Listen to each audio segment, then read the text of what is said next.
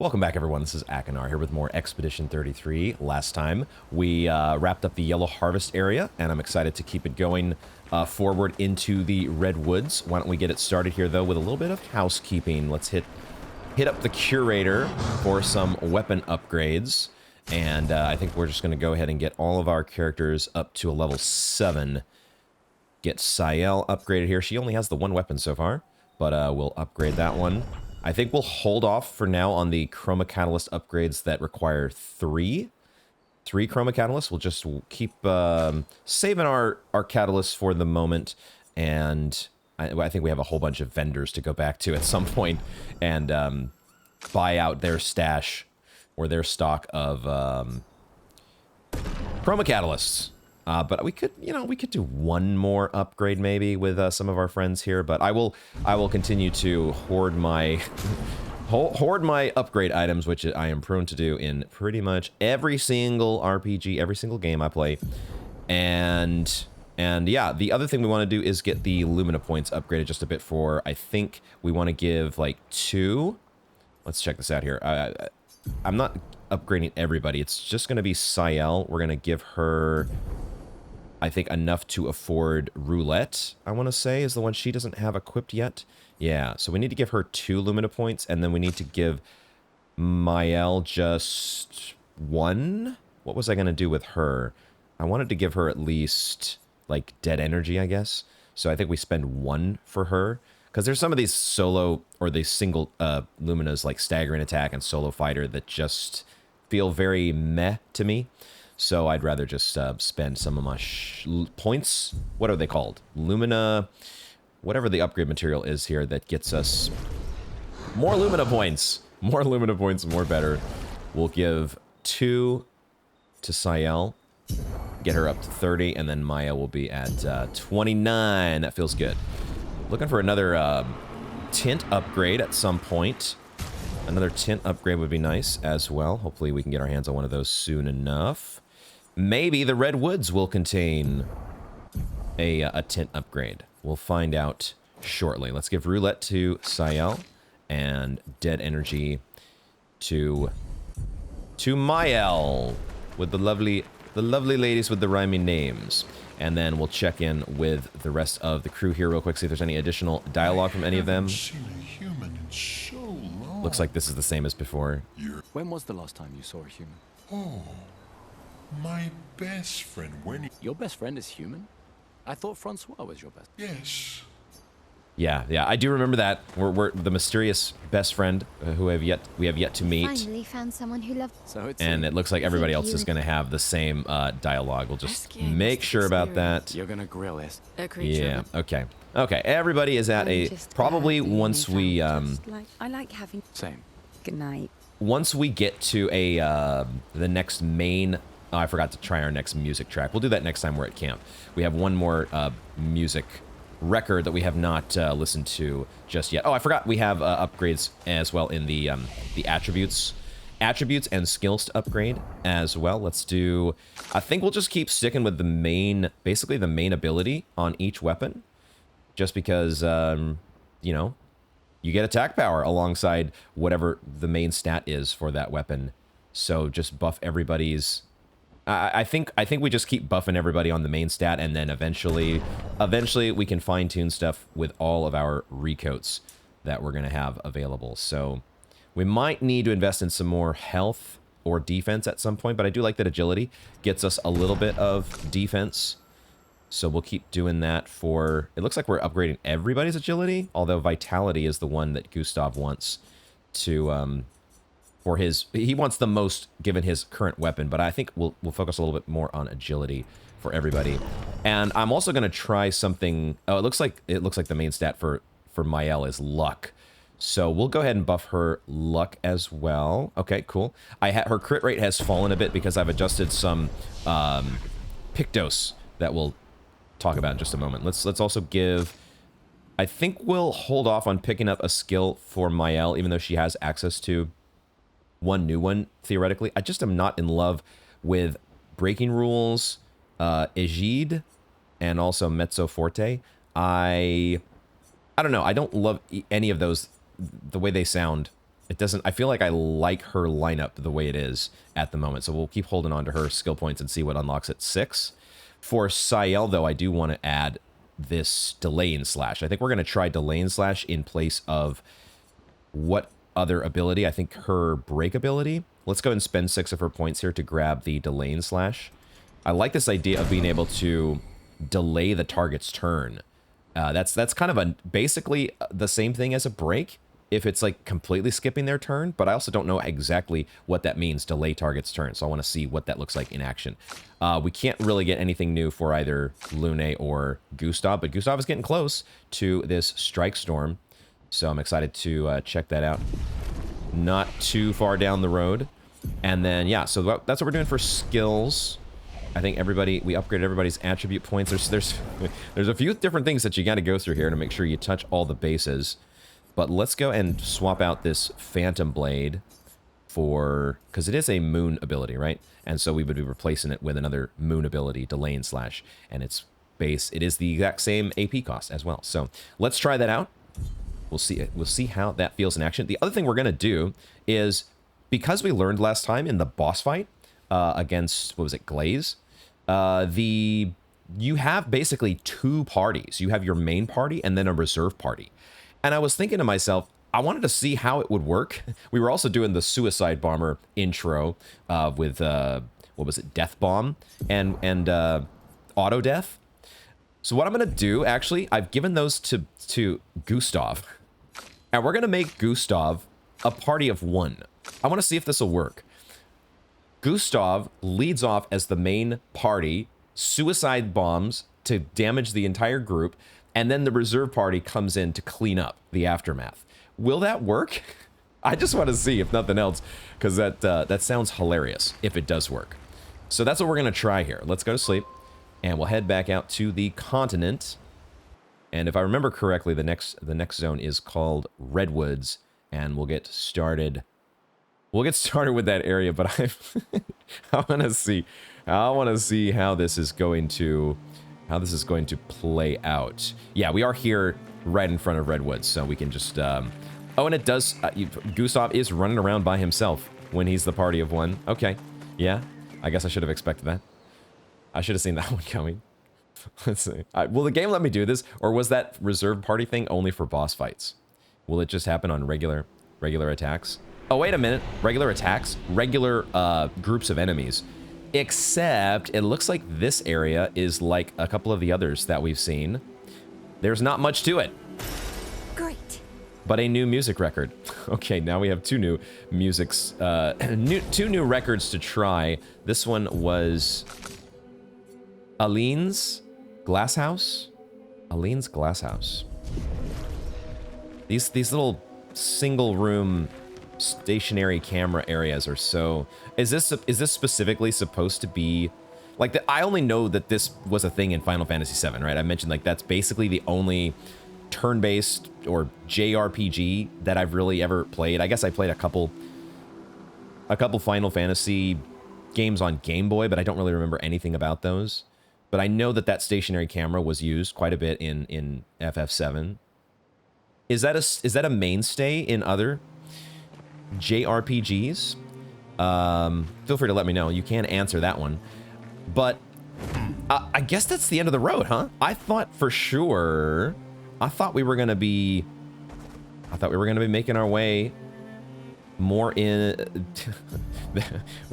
It was not the Redwoods, it was the Lost Woods. Okay, the Lost Woods, and... But wait a second. There's also... Wait, is there not another area here, though?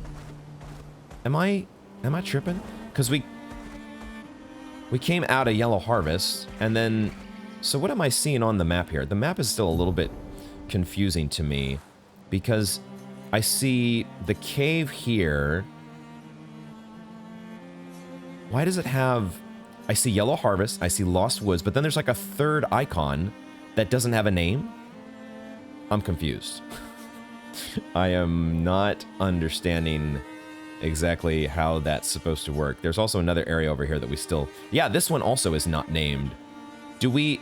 Maybe we... Is this in the air? Is there is there something up in the air that eventually we're going to be able to fly with Eskie? Maybe that's what I'm missing. Because we did make note of this. I wish I could move the camera a little bit better to position. Like, we can see there is a floating piece of land above us that looks like it could have some sort of a coliseum or arena, some circular walled off area, but also it might just be part of the background. Well, I guess that's it then. We're not actually going where I thought we were going, which means we're not going to be doing any backtracking just yet because we need to get more abilities for SK, presumably one that breaks open these funny colored rocks. So I guess that means that we are going to the main quest.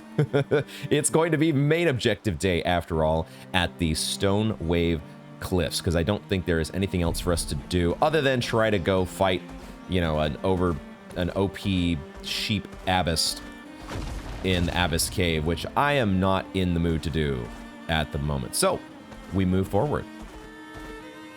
We move forward before we move up into the next zone. Let's check this side path, which we have not done yet. Oh, there's a Burgeon here. Oh, goody. Okay, well. Do we have to fight? There's a little Burgeon and a big Burgeon? I guess. And then there's like an enemy off to the side. Are they all part of the same thing?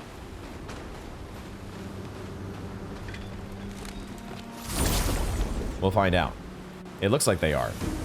Based on the way that camera zoomed out, they are. Oh, that did work. Okay, so Gustav does his suicide bomb thing, and then he absorbs the first round of attacks from the Burgeon, and then we send in the reserve team. Yo, actual flaw. Oh, except I wasn't ready for the attack. Shit. Okay, almost flawless plan, brilliantly conceived, flawlessly executed. Almost. Except Mael took a hit there because I forgot I actually have to dodge things. We're dealing with a Burgeon. Oh, this guy didn't get killed off. I thought both of the side enemies got killed off. So then, all right. So we just need a very weak little finishing move that maybe Mael can take care of that small guy, and we'll start to focus on the big boss with the other two. Although I guess Lune's going to be on cleric duty, because she's always on cleric duty when I'm at the helm. Let's do a focus foretell on the Burgeon. And then for Mael, we'll just get her into her stance. Guard down wouldn't be bad, but I'm just going to use Degagement to finish off this guy. Even though we don't get the benefit of the weakness to fire damage on the Burgeon, we get Mael into a stance.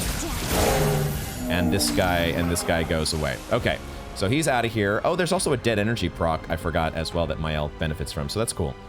So, like I said, healing duty. Healing duty for...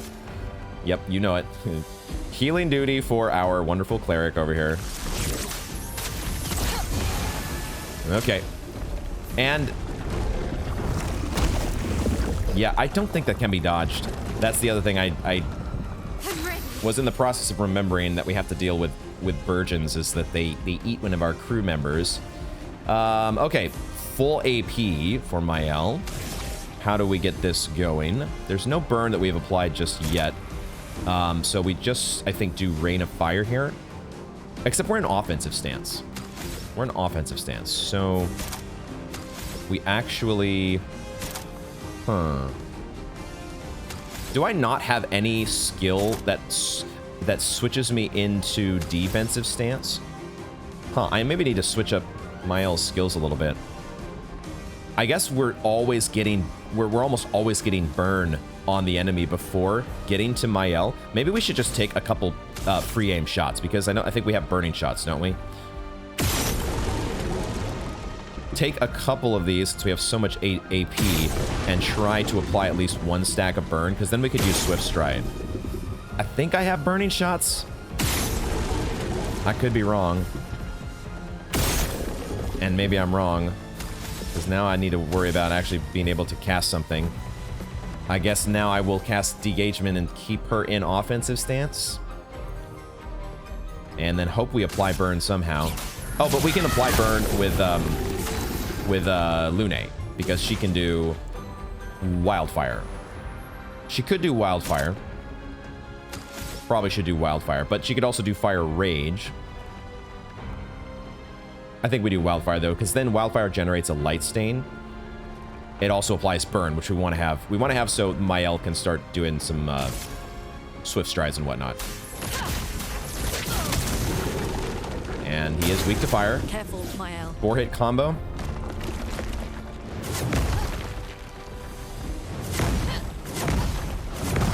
Okay, I was sticking with dodges there just to kind of remind myself the timing on that 4-hit combo. If he does miasma, I think I feel pretty confident about go ahead and trying to parry the miasma attack. So now, oh, but that does switch her out of her stance. That's so, yeah. I need to redo her skills. I don't have these set up very well, or at least I count on burn being applied to the enemy rather liberally. So when that doesn't happen, it catches me off guard a little bit. So now we could do, the target is burning, so thermal transfer could go ahead and gain some AP. That's probably, it has to be a thermal transfer, right? We also get a second turn that we get to play. And then we can pop off with a fire rage.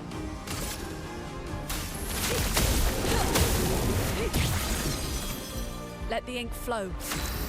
Now, the other thing is we're still not making huge inroads on this HP bar, especially with only 2 party members. So, but if we break this guy, then we do get Sael back. So hopefully we can get that to happen. But we're gonna do fire rage. Now we do miasma. Okay. Shit. Yeah, that's what I was trying to do. At least Lune got to do a counter, but I did miss one parry there. So Mael took a hit, and she now is exhausted, which means she cannot gain any AP. Bummer. That's a bummer. But she does get to do per se. A very cheap per se. And that's pretty much the only thing she can... Well, it's not the only thing she can afford to do. We could do Rain of Fire. But I don't think... I think I just want to do per se, right? We'll be a little bit conservative on the AP while we have exhaustion. A storm has come. And I did remember to try to do the Fire Rage. Okay, 3-hit combo this time.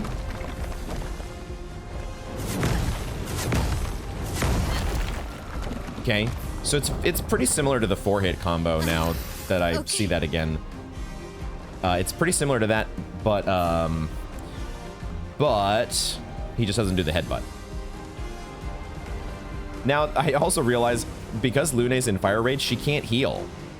So, do I want to take the time? The problem is if I heal Mael, if I heal her, she's gonna lose her stance. I don't think I take the time to heal. I think I just the miasma and his combos are pretty dodgeable, so we should be okay. What do I do instead?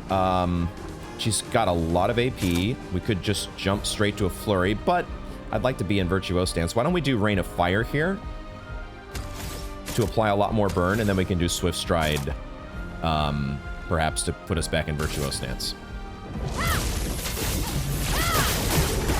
And that was actually a pretty good amount of damage. 5. Okay. I'm ready. Miasma. Lune, watch out. Danger. Nice. Nice, nice, nice. And then I think we got a good roulette hit there as well. That's the other thing I always got to remember. Our damage sometimes is going to seem a little unimpressive on some turns because of roulette. Okay. It's also a little bit hard to see some of the miasma. Excuses, but it is a little bit tricky with the background. Miasma and it kind of... The lighting is a little bit weird there to see exactly when you want to do the timing. But it's still working out for the most part. So now we do our Swift Stride, right? Swift Stride, I believe, is the way to go, even though... Yeah, we do Swift Stride. I want to do Defenseless at some point, but when we're in offensive stance, we'll do the... A storm has come. Okay, crushing combo.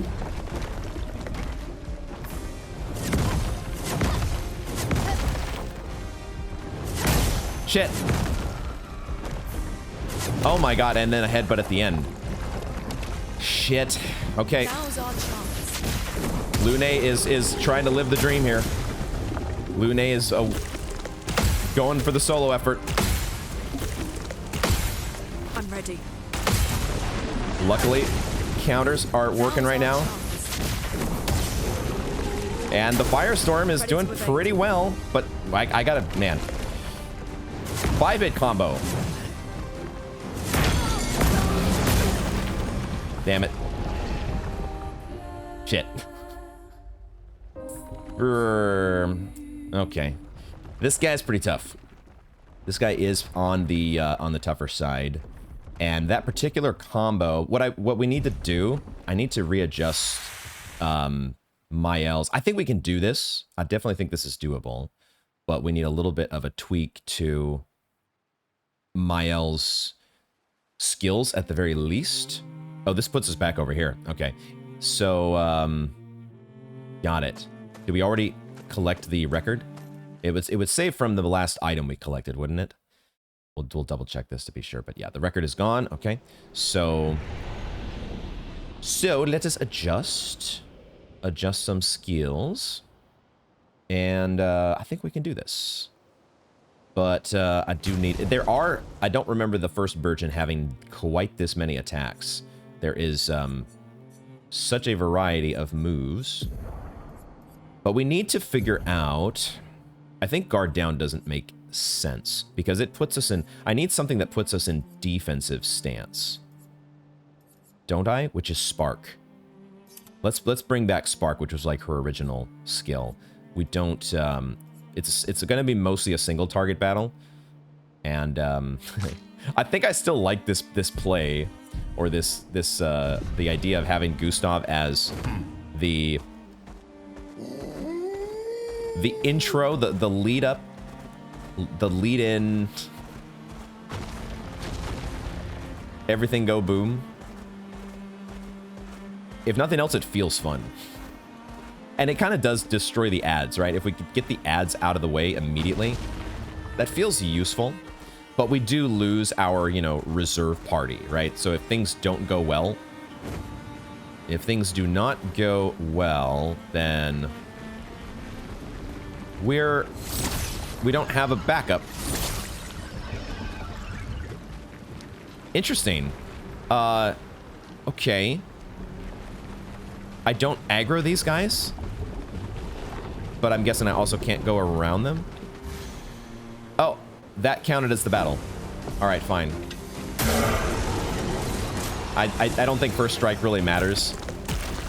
First strike doesn't really matter when I'm implementing this kind of a strategy. So there we go. Okay. Interesting. Shit! God damn it. Okay. Let's I would like to be able to dodge at least that attack. But who knows? Maybe Sael's gonna get eaten here. Let's start with... let's do whatever her biggest attack is, right? Try to do... we could try delay and slash here on this guy. We haven't done any foretell yet, so maybe it doesn't do that much damage, but...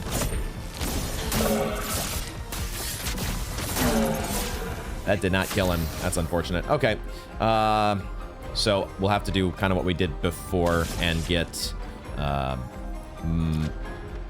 use degagement on this guy. My sword is death. Didn't quite work out the way that I wanted it, but do we heal? Do we spend the time to heal Sael? Theoretically, the Burgeon could eat anybody, so we probably should heal. It's probably not guaranteed that Sael's going to get eaten again. Could be Lune, our cleric, that we lose right off the bat. So we should probably get topped off here. Sure enough, there it is. I'm trying to dodge like right when he tries to eat the player, but I don't think it's dodgeable. So, okay, so we run with the rhyme The rhyming ladies, Sayel and Mael, are gonna get it done. Okay, focus foretell. Let's go. Spill some ink.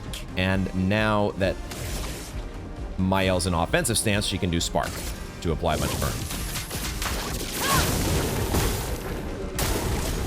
Okay, 3-hit combo.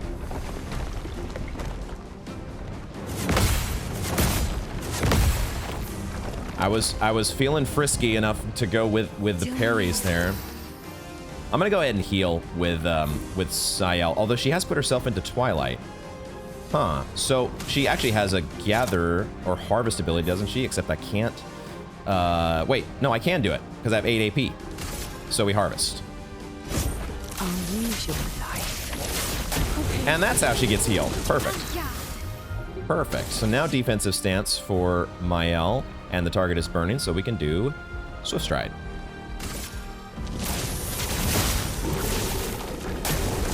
Let's dance. Miasma. Okay. Let's dance. Careful now. Let's go. Yeah, and we do get a sick roulette spin there. Love to see that. Last turn of Twilight. We have no foretell on the enemy right now, so we can do marking card, I guess. Or focus foretell. No, when they don't have any foretell at all, that's when you want to use focus foretell. Here's your card. Shut. Good. Okay, so then Perse.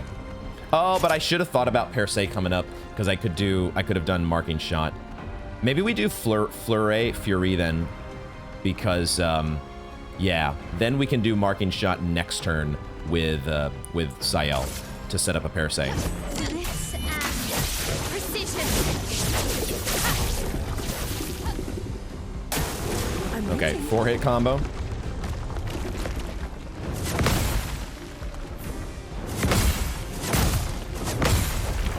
Dang. That second hit, I was just too early on.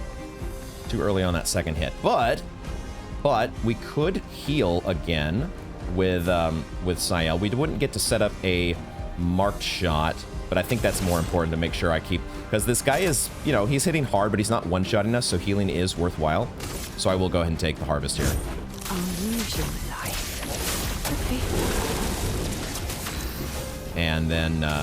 And then we get a Perse without a marking shot, but still, it's good. Strike. And roulette does its thing. Let's go. Miasma, yes. Try me. On me. Shit. Mael. I was just too late on the parry there. Can I do can I do another? Let's see. Oh, I've applied one moon charge, but I'm not in Twilight yet. So maybe this is where I use one of my healing tints. Maybe? I think so. Because I don't want to use harvest again here. Okay. We'll use a healing tint, and now Mael is in defensive stance. So Spark? No, she's in defensive stance, which means we want to do Rain of Fire, I think. Just apply a whole bunch more burn. But I would like to do Degagement as well to get this guy weak to fire. But also I could use Swift Stride again to put Mael back into Virtuose stance. That's just too good, right? This is the point of the build, is to keep the target burning with all these critical hits, and just keep going into Virtuose stance as often as possible. Okay, 5-hit combo. I'm probably going to try to dodge this one.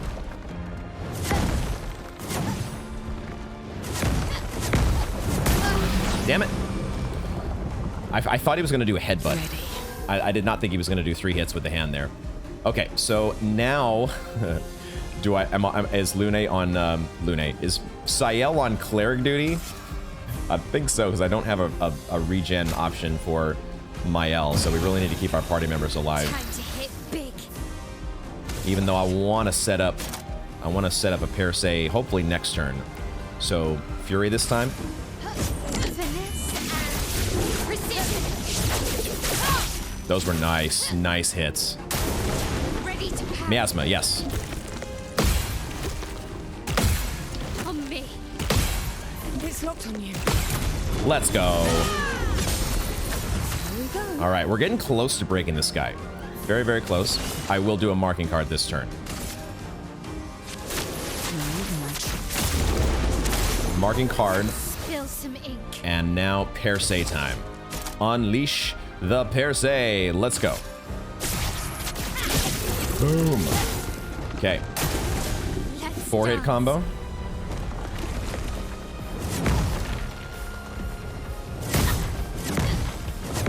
Shit. Okay, we're not taking too much damage there. Man, the AP overload right now is fantastic. I love the fact that we are getting so much AP. Now, I think is when I will try the delay and slash. Because I want to see, will this actually push back? Although he's close to being broken. So we actually want to do a Fury. Well, do we want to do a Fury with Mael? She has to be in Virtuose Dance, doesn't she? Oh, maybe not. I don't remember exactly how Fury works, but I think we can actually get away with just doing... Maybe here is where we do...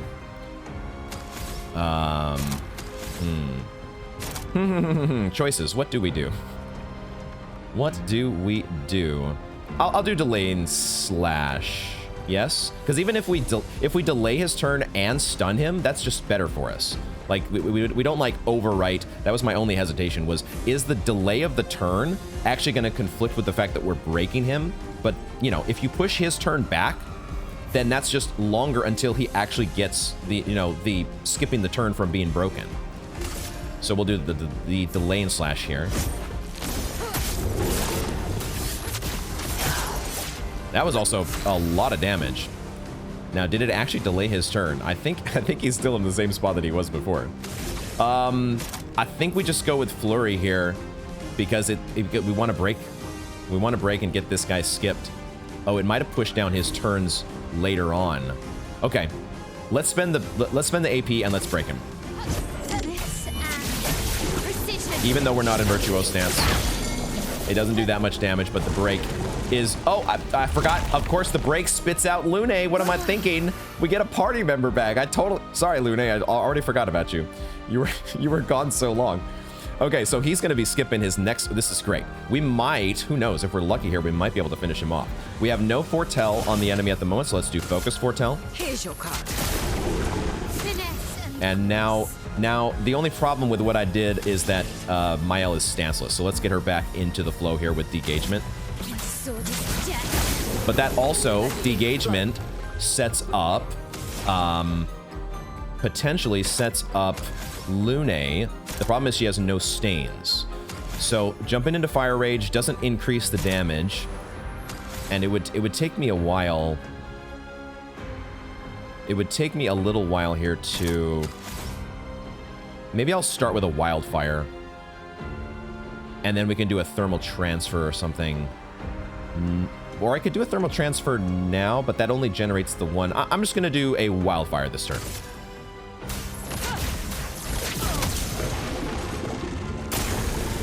Okay, so then his turn gets skipped because he was stunned. And now we have 10 charges of Foretell. We can go ahead and consume those if we want with a Twilight Slash.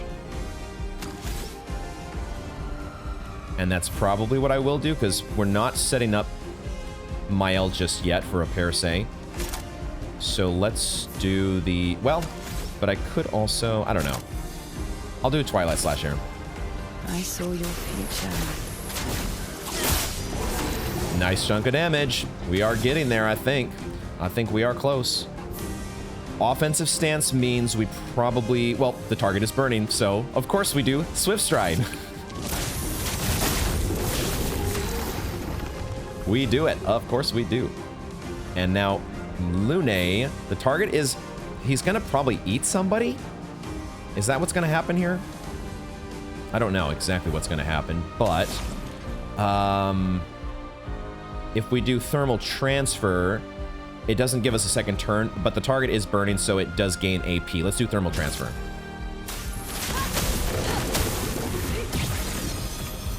Okay, and then he's going to eat Mael. Okay, so we're going to have to do this without our Virtuoso. I think we can still get there, but it's going to be a tight one. Focus Foretell here will put us into Twilight. If we want to do that, I think that's good. Here's your card. Let the ink flow. And then, do we go with Fire Rage? Because Lune's not going to be able to do anything else once she jumps into this Fire Rage unless she gets stunned. So, I think it's still the play, though. We get additional damage because we've got the 2 Ice Stains. So, let's go for it.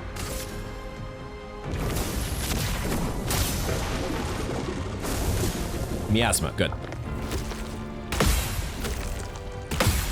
Danger. I'm ready. Excellent. Excellent. Let's go. Now we are in Twilight. So, and we have a lot of AP, so I'm kind of okay with doing a delay and slash here.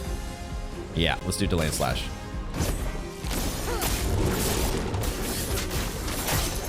Oh, that was so much damage too. Fury of fire. Yo. And that did give Sael another turn. That is so cool.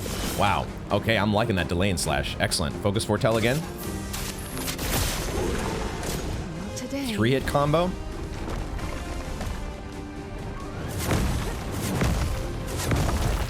Just go with the dodges there. Don't worry about the parries. We're getting close. Fury of fire. Oh, that was a big firestorm hit. Let's go. Can we do this?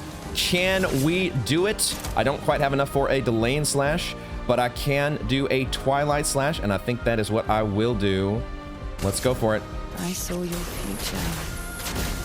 Let's go for it. Is it in the death throes? I was gonna say that it's spin down my elbow. We didn't break it. It must be out of here. Let's fucking go. Awesome. There we go. All right. Sweet. Now the only thing here that I'm wondering about is, well, we got 2 new weapons. Wait, what the hell? Are they both for Gustav? And we get wait, did we loot an augmented counter? I'm a little confused because it looks like the Lumina is already leveled. We also got another Burgeon skin, as well as a polished chroma catalyst. Okay, awesome. So our backup team, quote unquote, got the win there. I want to say that Gustav does earn some AP, not AP, but experience. I didn't check beforehand to be sure, but I do think that it's reduced. That's the one thing here, that he doesn't get the full benefit out of the XP that the party picks up. The other thing that I'm noticing is that the Pictos do not level. When you do it this way, you don't actually get the Pictos learned, or the Luminas learned. So I might need to rethink how I'm going to do this. But we have 2 new weapons now for Gustav. What the heck? None of his weapons so far seem to be... No, they're not new weapons. They just leveled up. I take it back. We have these already. Okay. So they're different scaling than the one I'm using at the moment. So Lance Ram, I think, is still his better option. If I switch this over, I actually lose a bit of attack power. Maybe gain just a tiny hair fraction. That's a cool looking one. Goltram? Like, big piece of bone or something. Imagine a big old dinosaur bone that you've carved away and fashioned into a sword. Interesting. Okay, so do I want to rethink how I've got my... Like, I do like this idea of having... we do need to use a chroma elixir here, I think, to get... If we're gonna use the suicide bomber strat, we would need to heal up Gustav to...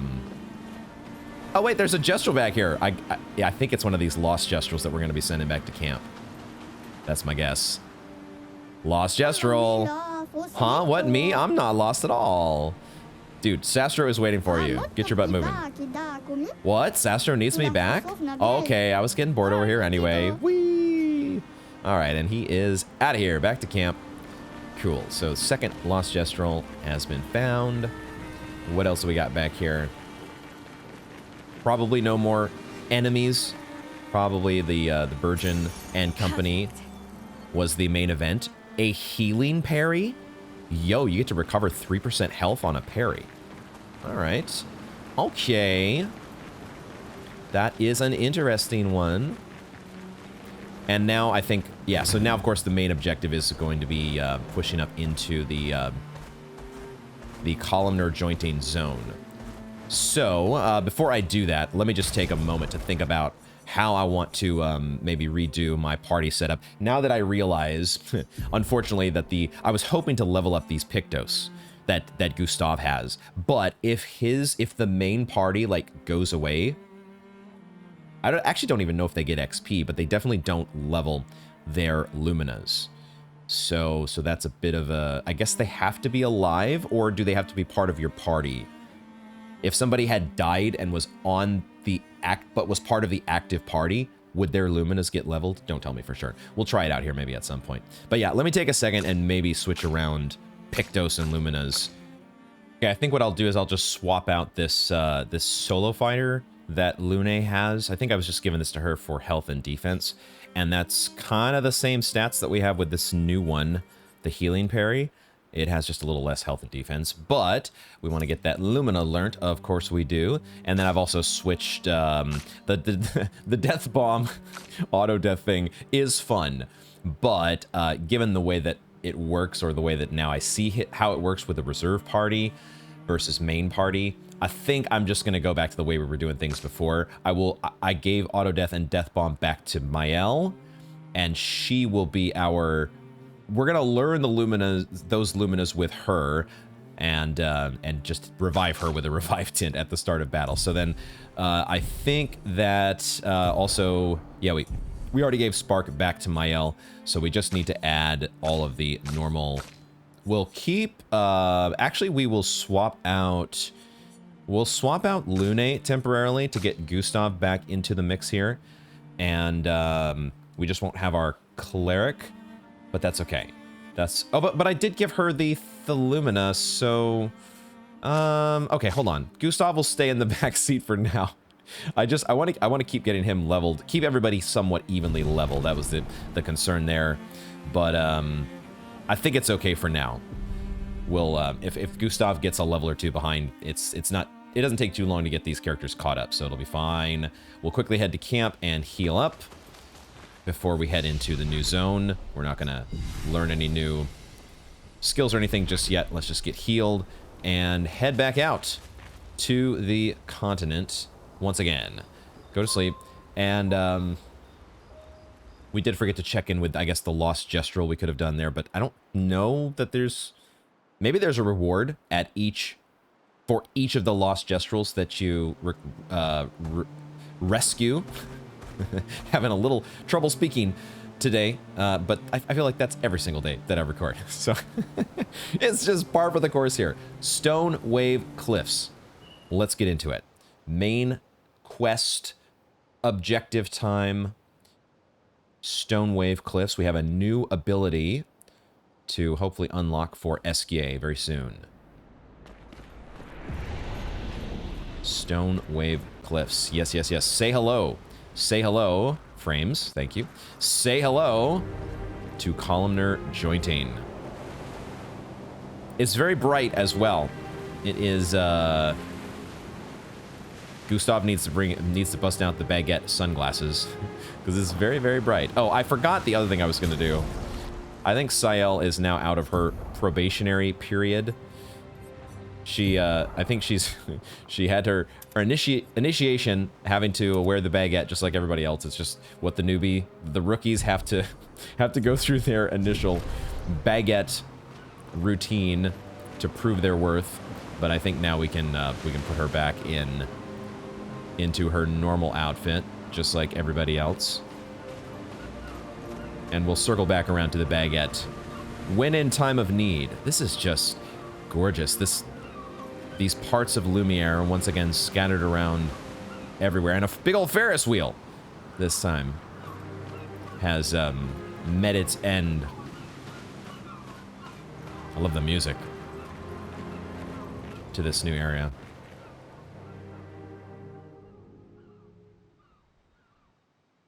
Wanna go for a ride? Apparently, that was where people went on dates, you know? These two totally have a thing, don't they? What do you think happened in those cabins? Oh my god, Sayel, settle down. No, actually, my guess is this was Expedition 50. You see, they created this giant wheel, and they tried to cross the world. Okay. Oh, wow, what an okay, idea. Professor.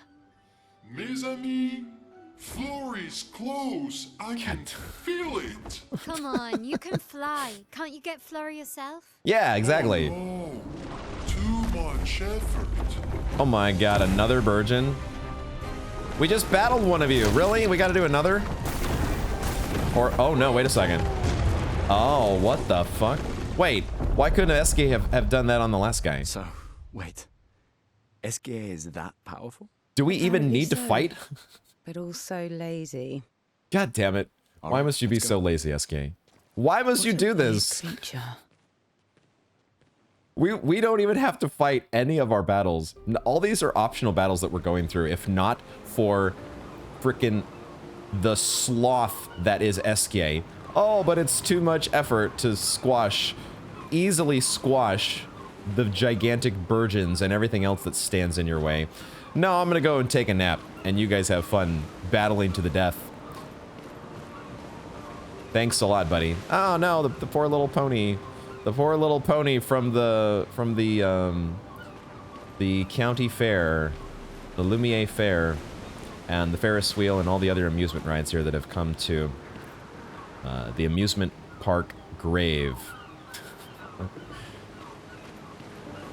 Why does everything float in the air? Still haven't figured that out. Why is gravity only partially applied? Is there a way down here? No. Cannot walk off the edge.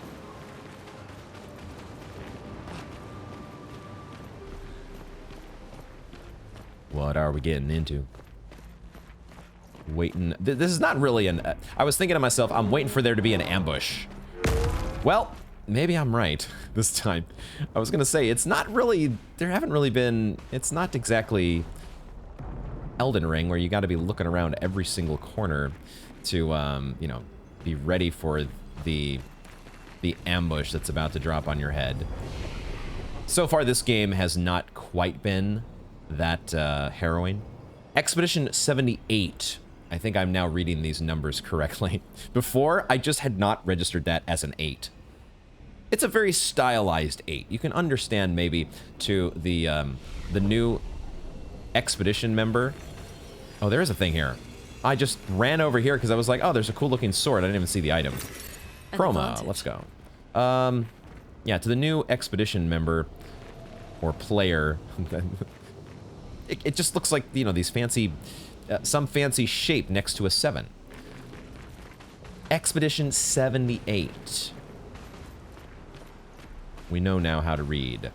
Okay, a crystallized Nevron. Kind of speaking of Elden Ring or Dark Souls, I guess in this case, it's immediately making me think of the crystal duders walking around the, you know, outside the crystal cave, outside the Duke's archives, and inside the Duke's archives in many cases.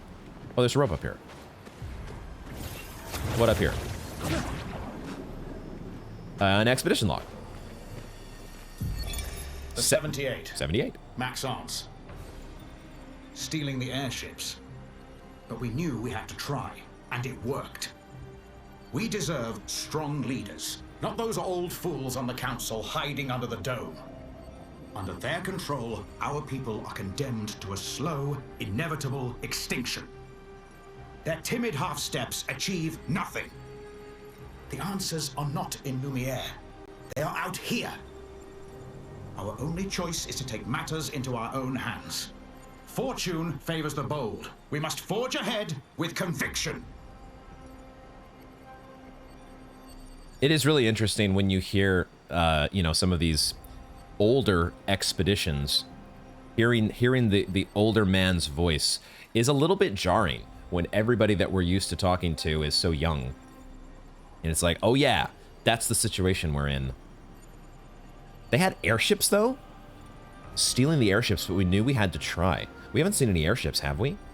Am I misremembering something very obvious? Fortune favors the bold. Fortune favors the bold. Ooh, and we have another paint cage here. So where are our paint locks? What the heck just happened? I think I must have pushed back on the control stick at the wrong time and pushed myself back down the rope somehow. Where is... Oh, here. I see it. I see it. Get you out of here. Okay. One down. Let's see. Oh, there's another one right behind. These are usually not too difficult to find. There's number 2, and then the other should be over here in the little crawl space. I would imagine. Just a little hop, skip, and a jump. A little crawl, hop, and a climb over to the vantage point that's going to allow us to see... Well, maybe not so easy. Why would they give us a ladder, though, if there's not... If this is not the vantage point at which to see lock number 3. Where's it at? Is it floating in the air?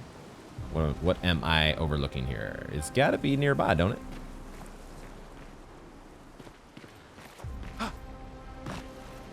I don't know what I'm missing.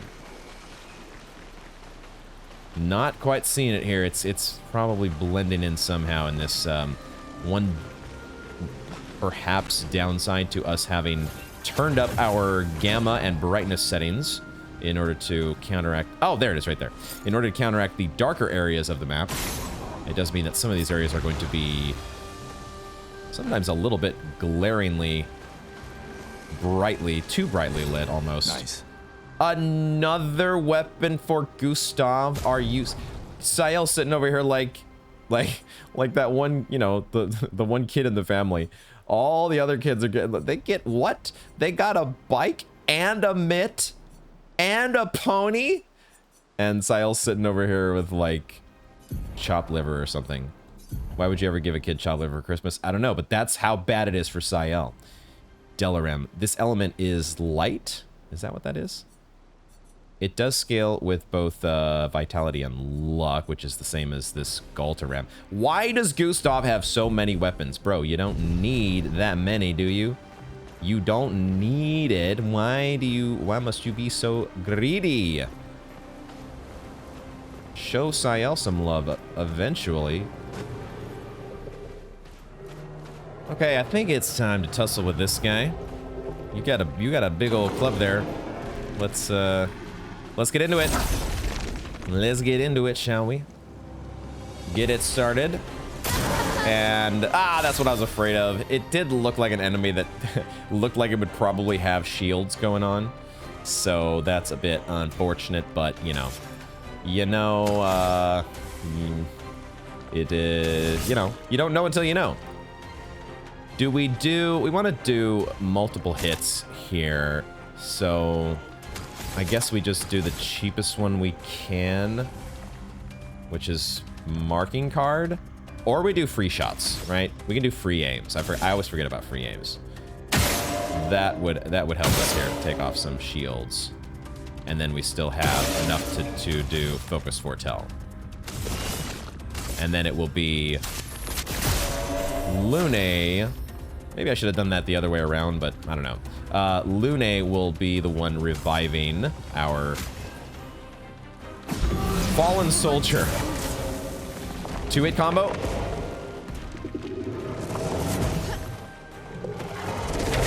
Shit. Oh my god. Ay, ay, ay. Okay, that is a 2-hit combo. Revive Mael just to get smacked again.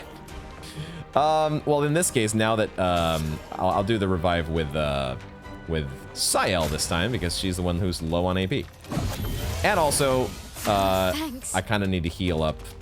Ooh, yeah, Miles' HP. I did forget about that with this whole death bomb business. Her HP is a little bit gimped at the moment. Let's do a healing light, though. Get her topped off.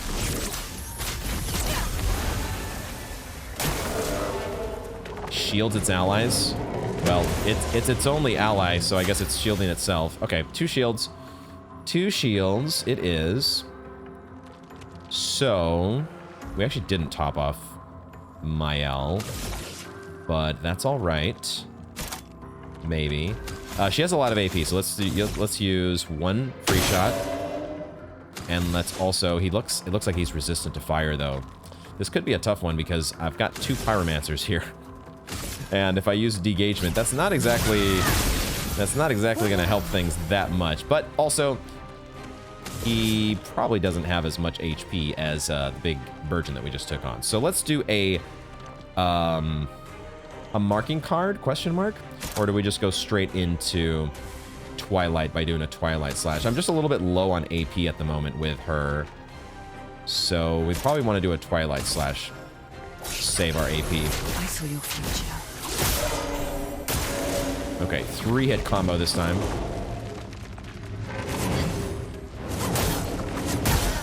God damn it. Poor Mael over here, man. This thing is already at half health. So maybe I don't worry about reviving Mael now.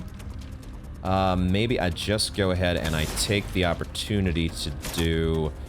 Man, I have to feel Electrify is also not going to do much.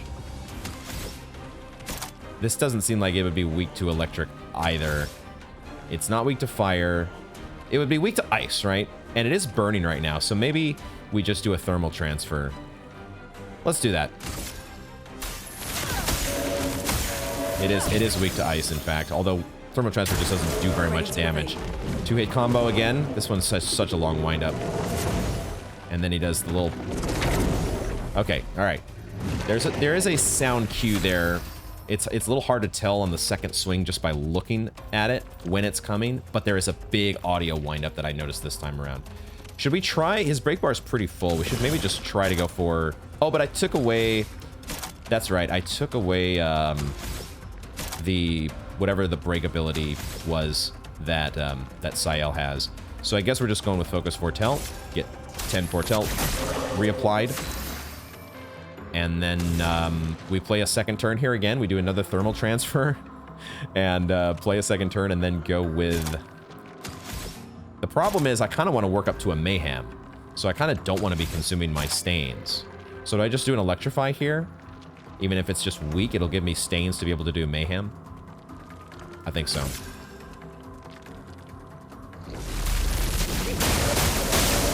He's actually not weak to it, or resistant to it, I should say. Now he builds shields back up. As soon as I use Electrify, he puts that all back on the agenda. The agenda? He brings shields back onto the agenda. I guess that's what I was thinking. Let's take the shields off with some pre-aims. And then consume our Foretell with Twilight Slash. I think so. Or do I do Marking Card? I think maybe I do Marking Card actually to set up a Mayhem for Lune. That's the way we do this. No. Also, that's a pretty decent chunk of damage. Just on its own. Yeah. I think Mael will still get a XP from this battle, even if she's dead, but it is going to be reduced. But I kind of want to finish this guy off before he gets another shot. Prepare to meet your end. So let's do Mayhem.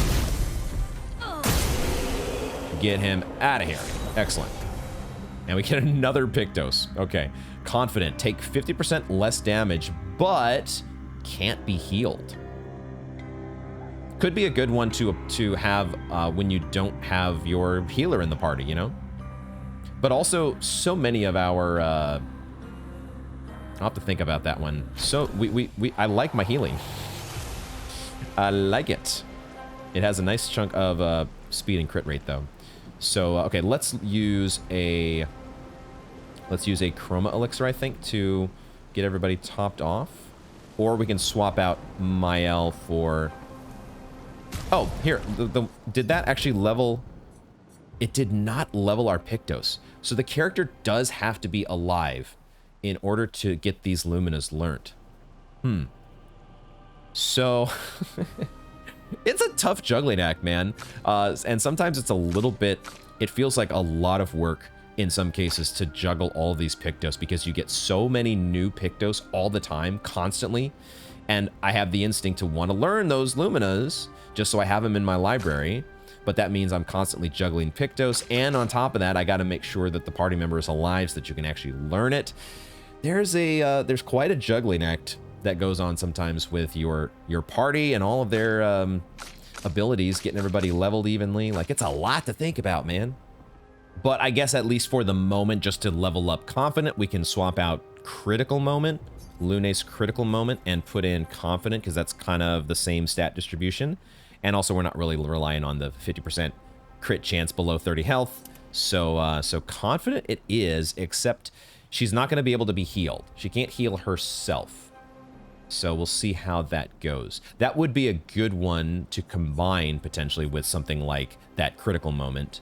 So there are probably a lot of really cool synergies that I haven't even thought of yet. But I'm still learning the game. Still getting used to everything. I just want to get everything leveled though, so I can learn those Luminas. Let's heal the party with a Chroma Elixir.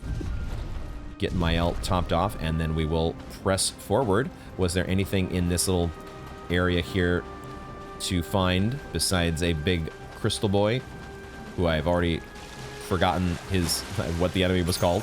Useful. Oh, look, guys. Another new Pictos. Breaking counter. It's almost too much, man. It's too much. We're gonna, I think, okay, let's swap out Empowering Last Stand then, I guess, for this new one, Breaking Counter. That's gonna lower her health, though. I guess that's fine. It's a 50% increased break damage on counterattack. Like that, like some of these do feel extremely situational, and I just don't know for sure how much I'm gonna be using them, but let's keep leveling them. Let's just keep putting them in that Lumina bank. Collect all the things, man. I like to do it. We already searched up here we climbed the rope to get the paint cage, and then I think that's, oh, but there is an item around that I did not run to. I got distracted by the paint cage rope, but I didn't check over here to pick up this item. Cool. This one is going to be Color of Lumina. Great. Is it all, are the Color of Luminas always the purple ones? Don't answer that, but I think that's the pattern. Oh, there's 78. Oh, is this one of their airships? Is that what I'm seeing here? This actually might be one of their airships that's crash landed, and we see another one over here. Maybe. I think that's maybe what we're seeing now that we've read that audio log. That would make a lot of sense, because there's a big old 78 on the side of this dang thing. Yo, they had airships, but you know, look how it turned out for them. So I guess the fact that Expedition 78 didn't make it back in spite of their airships, the other expeditions were like, well, let's try something different. No more airships for us. That was too much work. It's all that effort, and look where it got them.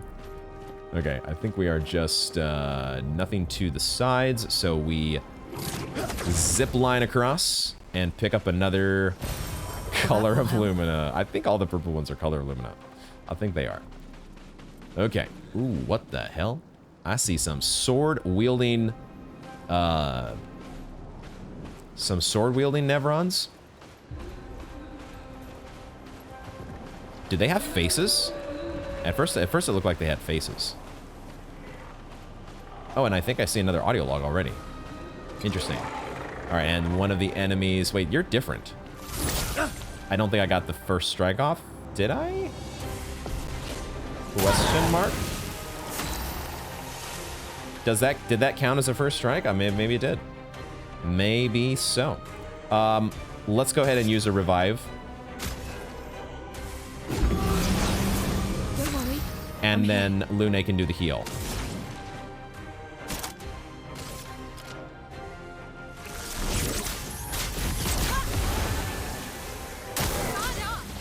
Poultice covers her sword in blood.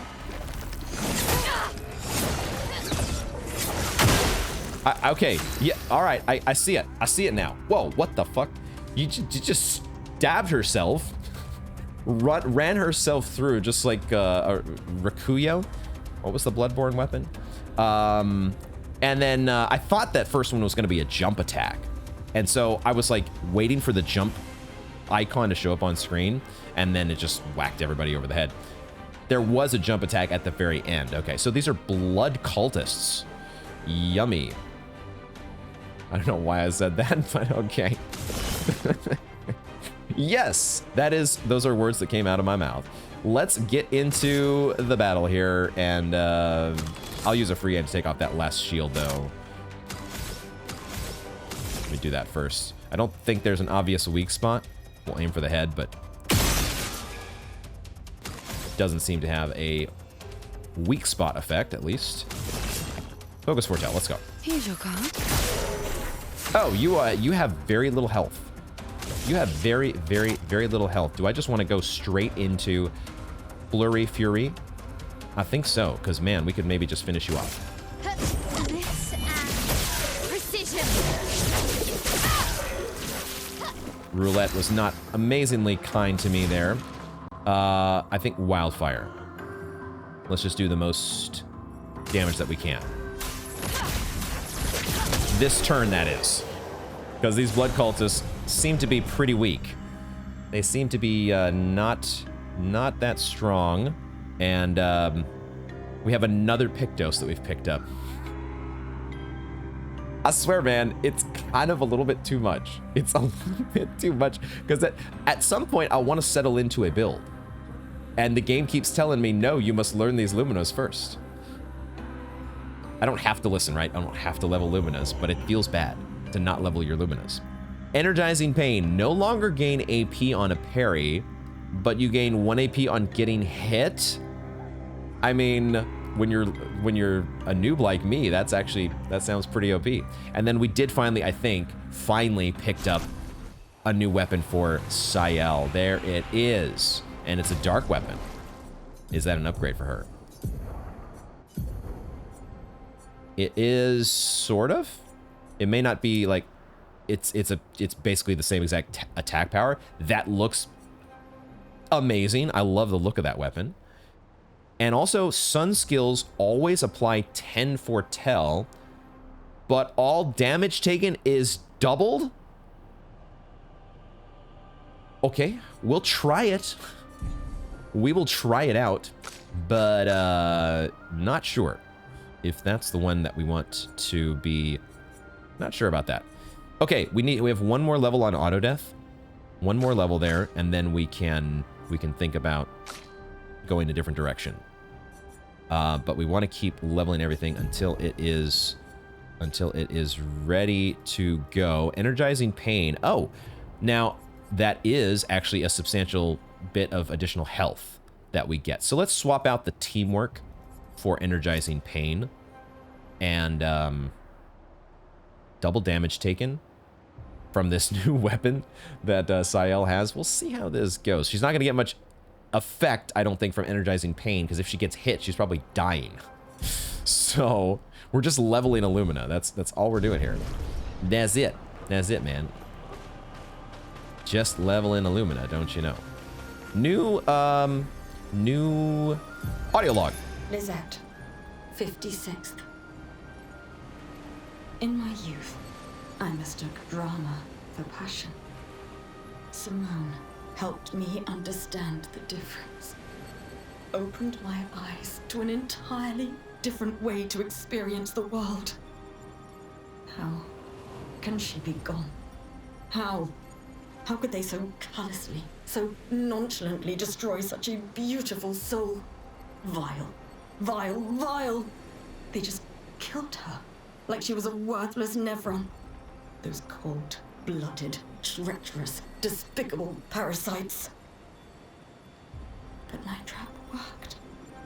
We caught one of those white-haired bastards. She looks human, but I know she's a monster. She refuses to speak, but I'll make her talk, and then I will feed her to a Nevron. Then the Paintress can take me. I don't care. Nothing matters. I will have justice. Damn, there was a lot going on there with Lizette. Feel bad for her, losing a someone she was in love with, maybe. But yeah, these Nevrons, they're just following their programming, you know? It's just what they're programmed to do. I can only imagine. Kill on sight. But this bit at the end about the trap worked. We caught one of those white-haired bastards. She looks human, but I know she's a monster. I need to go back and look at those nightmare cutscenes. The Mael's nightmare interludes that we've been having. The weird masked woman. Does she have white hair? I know she's a monster, but she looks human. So this is, I think, the first hint that we've had that the Nevrons... Well, is it a Nevron? She says she's a monster, but I got the impression that the Nevrons could maybe masquerade as human. But maybe it's a different... Maybe there's a different character altogether. But I had wondered, like, is the guy with the cane on the beach, is he a Nevron? Is the weird masked woman, is she a Nevron? Or just of a different form that's able to kind of look like us? Or look a lot like us in the case of the older man. Alright, go again.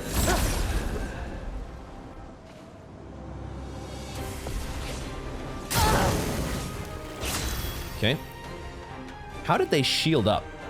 Was that part of their... That was part of their blood ability, I guess, to get shielded up.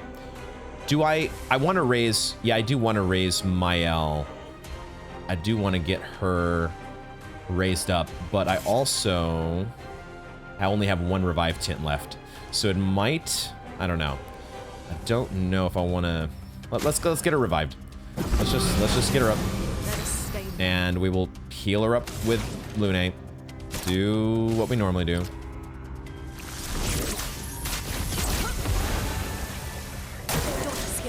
Okay, covers her sword in blood.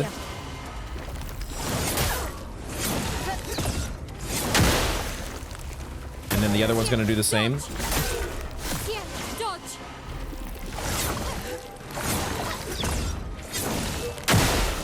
Okay. Okay. So that worked out all right. We did take a couple, or one hit there, but everybody's alive, and that's what I was hoping for. So now we take off shields. I'll take off shields with Sael, since she has the most AP, and then we can focus in... I could do Bad Omen to hit both enemies, but I kind of want to just do a focus fire when we've only got the 2 enemies here. But also Lune wants to do Wildfire, and that's going to hit everybody, right? So I don't know exactly what makes sense here. I think I will go with the Focus Foretell, though. That builds up more Foretell. And eventually that will get me a Harvest. Maybe it will get me a Harvest for Sael. But again, these enemies are very weak. So the battle might be over before we know it. I'm going to go with a Degagement here. And then we'll do a Wildfire. Even though... It's just that the sword hits so far that we've seen are pretty weak. So I don't feel the need to top off my party. Hopefully I can get away with just dodging. And if I don't get a successful dodge, they're not going to die from one hit. Although with Sael, that's a little questionable because of the new sword she's carrying. Let's just do a Wildfire, though. Hopefully that kills off at least one of you. Nice. Okay. Jump. A jump attack. Okay. All right. First time I saw that one, I can't believe I dodged it. I'll take it, though. We're going to go Sael and then Mael. What I think I can do here is use a... Let's see. There's no Foretell on this enemy. So I could do a marking card to try and set up Mael. The target is burning, so Mael wants to use...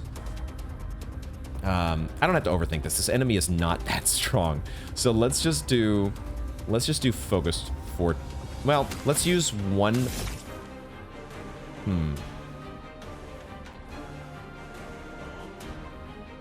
I'm just going to do a I don't want to take off all the shields right now. That's the only thing I don't want to do. So I'm just going to do a Focus Foretell. And then Mael will be the one to take off the shields. But she's going to do it with... Well... Yeah, she's going to do it with 2 free aims and a swift strike. Because that will switch her into Virtuose. Let the ink flow. And now maybe I top off the party with Healing Light, but the problem is it's going to consume my Light Saints if I do that. So maybe I just do a Thermal Transfer and get 2 turns out of, I think I do that actually. Let's do Thermal Transfer. Get ourselves a second turn here. So much potential. And then we can go with another Wildfire.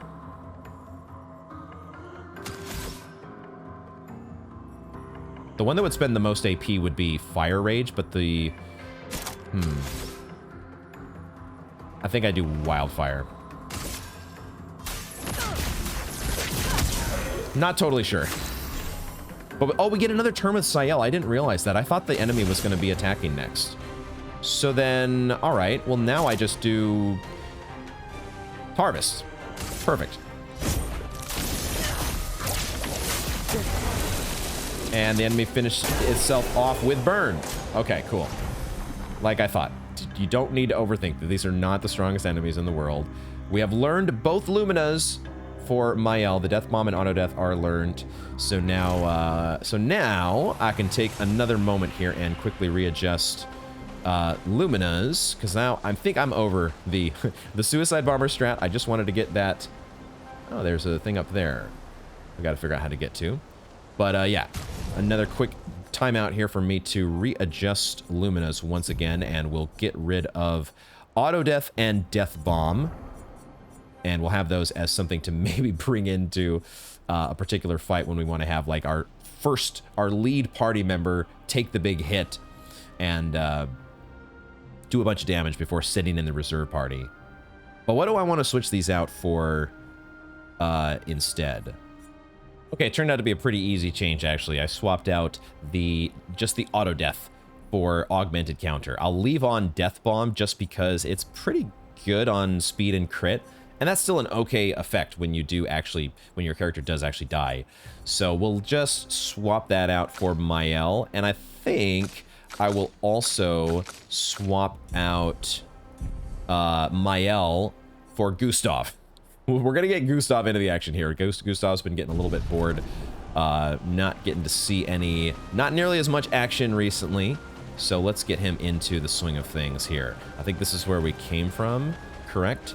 And then we made our way around and got the audio log, and now we are on the main path. So let's keep on moving here. We've got another blood cultist around here. I thought that was patrolling. Lovely. Maybe. Looks like there's a path up to the side and some sort of altar up there. Maybe that's not even the side path. Maybe that's the main path. But that feels like the main path. For the fact that that's so lit up, and it just feels like this is our side path. Well, let's find out. Oh yeah, there's another one up here. I see you. Oh, she doesn't see us though, because she's actually turned around. I was wondering why we weren't getting attacked. We did not attract her attention with that first strike. Okay. Oh, now there are some weird floating orbs around the bony enemy. What exactly are they? We want to use some of our free aims, though, I think, to take these out, right? That's what it feels like, except they're not the easiest things to hit.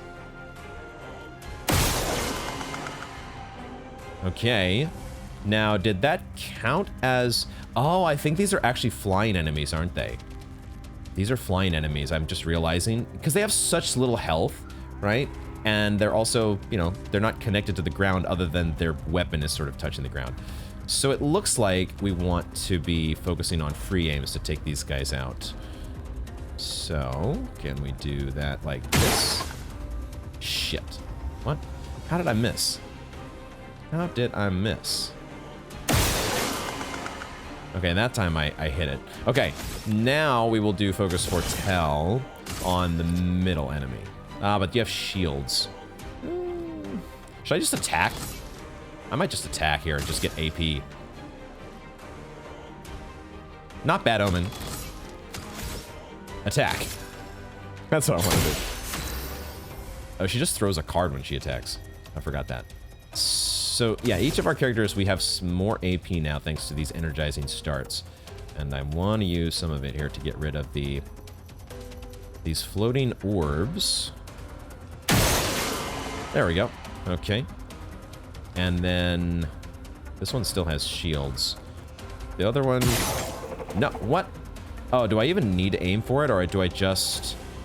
Like, this guy is actually pretty weak. I could probably just take him out with free aims. I didn't realize that. I don't have to hit the... I don't have to hit... Okay, and she does have dead energy. Nice. I was kind of hoping for that. So now, I will use... I might just do another attack, because this thing... Wait, is it getting more shields as we're attacking the other enemies? Is that what's happening here? I think it might be.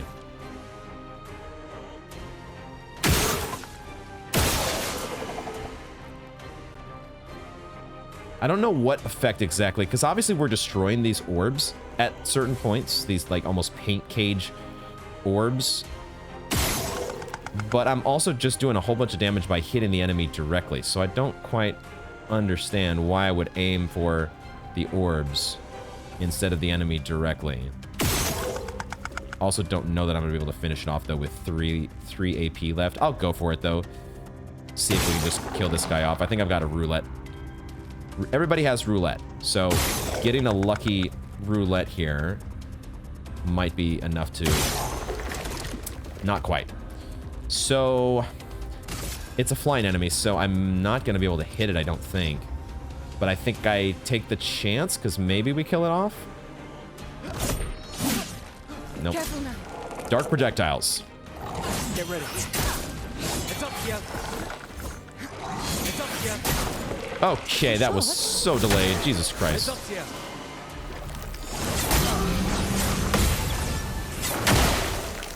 I decided to go for parries there. I missed the first one, unfortunately. Those projectiles from this other enemy are so freaking delayed. Does it actually show... I wish it would show the names of the enemies when you like target them, because it's hard to learn. The only time otherwise that the name of the enemy gets shown is when it's attacking. And I'm so not focused on the name of the enemy when I'm like, all I'm looking at is, okay, what's the name of the attack? And now let me focus on the pattern, the attack pattern, and timing my dodges and my parries. I'm so not focused on learning attack, the name, the freaking name of the enemy. But it's okay. All right, so the flying enemies are out of here. And we're gonna take off the rest of the shields here with a bunch of free aims. And then do an attack to take off the last one. All right, so shields are out of here. My goodness, this certainly would be a great use case for that other weapon that Mael has, I think, that takes off shields, or maybe it's a skill that takes off shields that we could unlock. I think it's healing time for Lune. Get the party topped off here, or at least make a go at it. Gustav could also do recovery, but then he would be pretty low on AP. Maybe we'll just do a powerful for Gustav. Yeah, let's just do powerful this turn. Let me help. Danger. This jump attack. I might be able to parry that.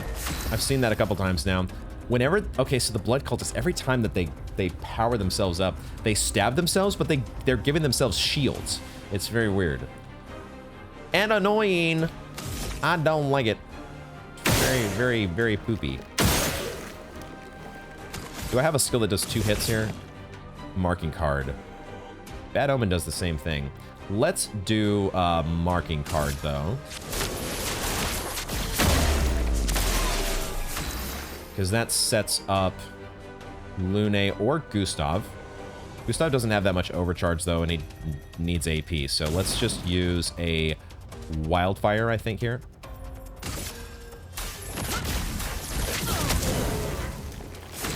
and Gustav will just attack. Could also use Gustav's turn to give Sayel a bunch of AP. That wouldn't be the worst thing. We have 4 energy tints. Why don't we do that? Oh, and she gets a turn right now. I was thinking the enemy was coming up next, but I guess we are fast enough as a party to get in these multiple turns. Do we want to trigger... I think we use a harvest here, and we trigger Twilight. And Sayel will get topped off. Oh! And the enemy's dead. Because these guys are super weak. I forgot about that part, too. Alright, level up for Lune. How did Healing Parry already get leveled up? How did Healing Parry... Did I just not... I thought I just equipped this thing. Did we already go through 4 battles? I guess we did. These battles are flying by because all of a sudden we've got some weaker enemies that we're tussling with. Perfect. Oh, look! We get another new Pictos. So many Pictos. So many Pictos. It's amazing. Because Lune... Lune just learnt... Look at it. It's like perfect timing. She gets to swap out the one that she just freaking learned in order to level another, right? Is that what I want to do? Because that is going to nerf her health and defense a bit. It makes more sense for Confident to be the one that gets swapped out. So why don't we level up Confident and then we'll swap that out for First Strike. It's interesting. Also, it's an interesting effect that I guess would be much more useful for boss fights because you really can't get First Strike, I don't think, with bosses. Unless you have the Pictos that gives it to you. All right. I am not certain about how to get to this opening. Oh, and that also reminds me... Oh, there's a merchant up there. Interesting. How do we get to you? That also reminds me that there was a little ledge in Yellow Harvest that I missed. I need to go back for that eventually, but that will be part of backtracking one day when we do backtracking, but I do not know how to get to this merchant at the moment. So that's another thing to make a note of. If it, you know, usually the answer is just keep playing, you'll figure it out, or the game will lead you to that mysterious ledge that you couldn't get to. Just keep playing and don't worry about it. We'll see if that is how it turns out for us here. Another weird, mysterious but also very weird looking young boy. It's you. I know you. What do you mean you know us? I've seen you countless times. Yet I've never grasped your essence. You are not from here. Do we want to ask him out from here or our essence? I think our essence is the one I'm more interested in because we know about the chroma and the fact that the Nevrons are made of chroma, right? But aren't we also injecting ourselves with chroma or something? What is he? Let's ask him about the essence. I can feel it, familiar yet so different. Like everything she created. The Paintress, I assume. Like the creature of darkness at the end of this path. Oh boy. It is but one of her many creations. Beautiful in its own way, but deadly. Her favorite combination. Yeah, a creature of darkness. It sounds ominous. You mean the Paintress, why is she doing this, or a creature of darkness? Let's ask more about the Paintress, why she's doing this. I don't know. I wish I knew. It's not like her. She was my best friend. But she outgrew us. Wait a second. What? The Paintress was his best friend? Like they were all kids together? But then she outgrew us. She had more important things, more important friends. She left me behind. The boy has gone silent. Yo. The Paintress... The Paintress used to be one of the kids in Lumiere? But is this boy really from Lumiere? Is he, like, he's taken on this appearance where he looks like a boy that would be just around town. But is he really one of us? Because he said we're not quite the same, right? We have different, like, you feel familiar, but we're not quite the same. So is he some sort of a clone? Great. What the heck is going on? I do wish we could see what the other dialogue options are, but that's the nature of an RPG. You choose the text and dialogue options that you choose. There is a path that's making its way around, and we might be able to eventually circle back to that gestural that we saw. Okay, but we get a flag, so we'll take the opportunity to rest up and get our tints back. Yeah, rest up here. Good, good, good. The Paintress Shrine.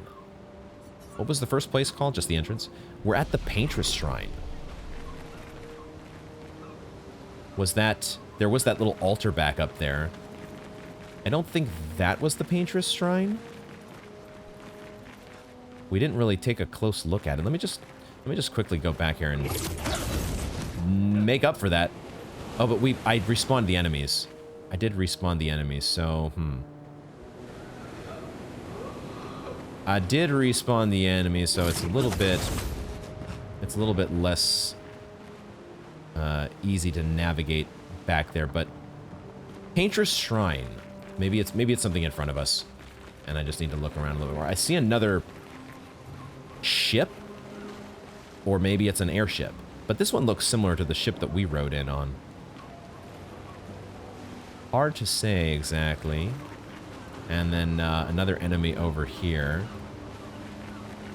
Let's go ahead and jump into battle with these guys real quick.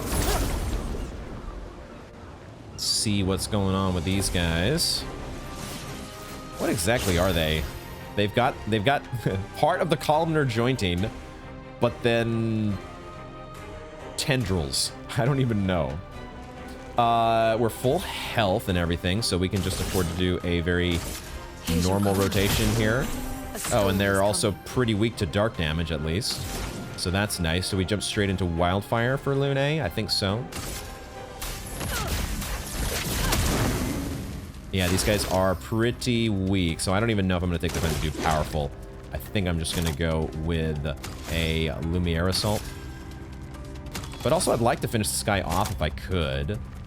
I could just jump straight to a Shatter. Don't worry about the break, just worry about the high lightning damage to all enemies and spend 5 AP. And that does finish that guy off. Nice, nice, nice. He jumps. Okay. Was he... I guess he was aiming at both Zael and Lune, and they both got a perfect dodge. I'm trying my best to listen for that whooshing sound effect that happens right as the enemy is about to strike. And so far, that's doing the trick. I think I just marking card here. It really doesn't matter. Because these guys are just no HP. No HP at all. Okay, Confident has been learned. Breaking Counter has been learned. Excellent. And now we get another... An advantage. No, oh, not all the purple ones are colors of Lumina. We have another healing tint. That is excellent. Perfect. So lots of healing to go around. It's awesome. I also don't love spending my turn on a tint because it doesn't gain anybody any AP unless you're actually using an AP tint. But let's just rest back up. Might as well. Now that we've explored that little side path. And we can keep it moving.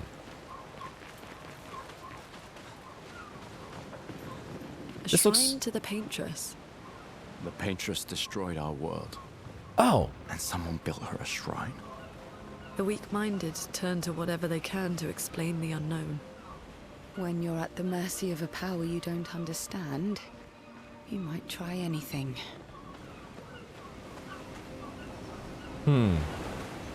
yeah, obviously now it feels very obvious what the shrine... What have we here? Oh my god, another tint. I take those. We take those. But this is the shrine to the Paintress. A fractured shrine. I am wondering. I can't help but wonder. I'm always wondering, like, what's the big plot twist going to be? And maybe I shouldn't wonder about these things. And I'm still very, very often surprised about things, and I so seldom actually guess what the plot twist is going to be. I was just thinking to myself with the dialogue of that young boy and the fact that he had some what seemed like familiarity with the Paintress, and this idea that maybe the Paintress is from Lumiere, like she was part of our civilization at some point, and now she's being forced into doing this thing with painting the numbers every year. Is there a possibility that it's like Mael? Like, I don't know how that would work, but we know that Mael is supposed to be a central key figure with these nightmares that are going on. Is she somehow connected to the Paintress in some way, or maybe actually is the Paintress? And I don't see how that would happen. I don't see how she would actually be the Paintress, but the thought occurred to me. Like, is there some crazy, weird, like, multi-dimensional parallel universe explanation that they could work into the things? Somehow. The atmosphere, though, in these levels is just, it's so cool.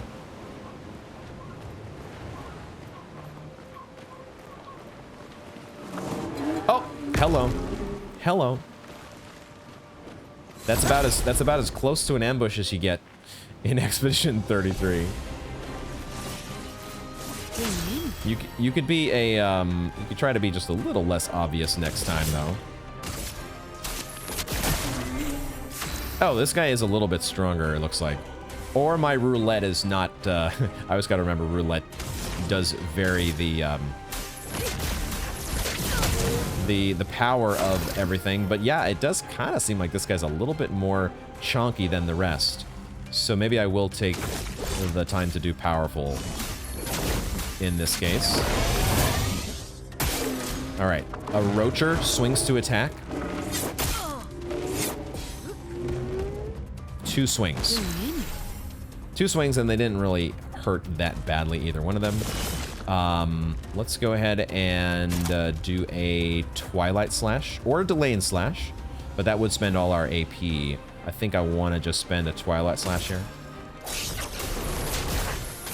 That will put us into... Oh, okay, yeah, I think we were just getting some really bad roulettes. And then we got a good one. Excellent. All right, Energizing Pain has been learnt as well. All our Luminas have been learnt. Is that true? It feels like... Am I crazy? Or are these leveling so much more quickly than normal? But I think... First Strike. Wait, I did not actually... I did not give somebody First Strike. What the heck? What am I doing here, man? I didn't actually equip it. You gotta do the Equiptos, my dude. You gotta do it. It is kind of a good question, though. Why would somebody make a shrine for the Paintress? Supposedly, the one who's responsible for all of our problems? This whole situation that we're in? I knew I heard somebody around here. I knew I heard one of you. Let's get you out of here. Now that we're back on the main quest, we've been spending a lot of time doing, like, side quests and optional objectives. We're maybe a little bit over-leveled compared to where the game maybe wants us to be, so these enemies are perhaps a bit weaker than otherwise might be the case. Do I want to just go Bad Omen? I'm just going to do Bad Omen here, hit everybody. Because of that, let's just try to get everybody out of here. And especially if we get some good roulette hits, that is definitely a good way to go. Wildfire to follow up. And, okay, that didn't do nearly as much damage as I was hoping. So now, for Gustav, I guess he kind of needs to do... Well, I was hoping I could finish off at least the enemy on the right, but it looks like that's not gonna... Unless I do Shatter. We can do just Shatter. I keep forgetting about that. Just do Shatter. Oh, and that actually might give him AP as well, because this target is ready to be broken on the right. And that's what Shatter does, right? If it breaks the target, will it count if it kills them at the same time? Let's find out. We didn't kill them, but it's fine. Better.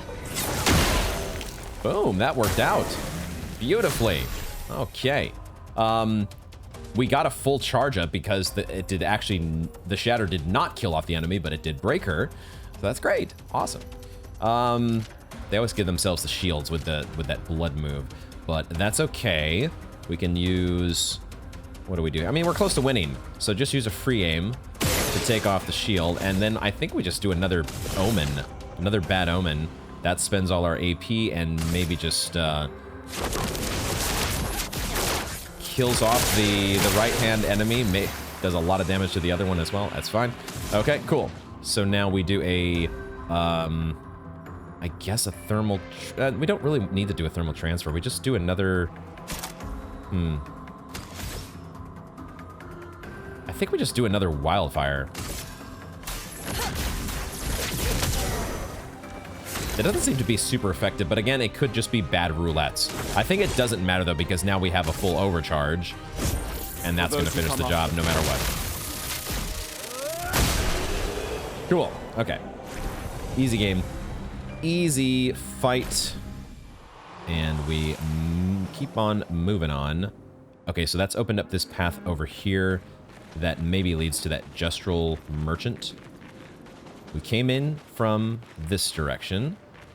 Just got to keep my head straight on where we're going here. I think this is a little side path with another... Oh man, another audio log. Wow. Okay, let's pick it up. Lucille of the 50th. Our beautiful wheel. Wedged upon the rocks. A casualty of the massive serpent of the sea. But even shattered, its presence is still comforting. Adrian and Gabriel are doing their best to sustain morale, but with no food, no clean water, no way to fix the wheel, our fate is quite clear. Well, to me at least. But I have no desire to hold back the hopes of others. Perhaps. Perhaps we will find a way back.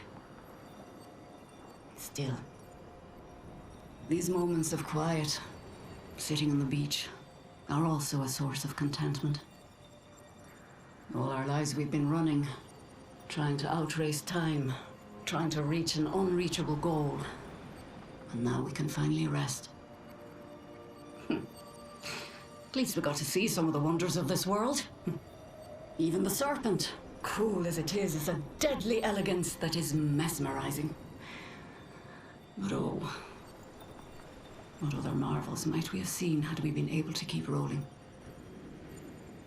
I sometimes wonder what it would have been like to grow up outside the dome. Perhaps even live amongst the Nevrons. Could we have achieved a form of peace? Or even prospered alongside them? I did forget about... I might have to check my previous footage, or I don't think I took notes on this, but we had I forgot about the dome that was mentioned at the little send-off festival that we had right after the Gommage. Wasn't there mention of the fact that Lumiere is protected by some sort of a dome that protects them directly? The Nevrons cannot go directly to Lumiere because of it. I had forgotten about that. So, the Serpent of the Sea sounds like a boss that we're going to be facing off against, if you had to ask me. But I like how the wheel... we've got no food, no clean water, and no way to fix the wheel. I like how those are mentioned all at the same... essentially the same level of importance.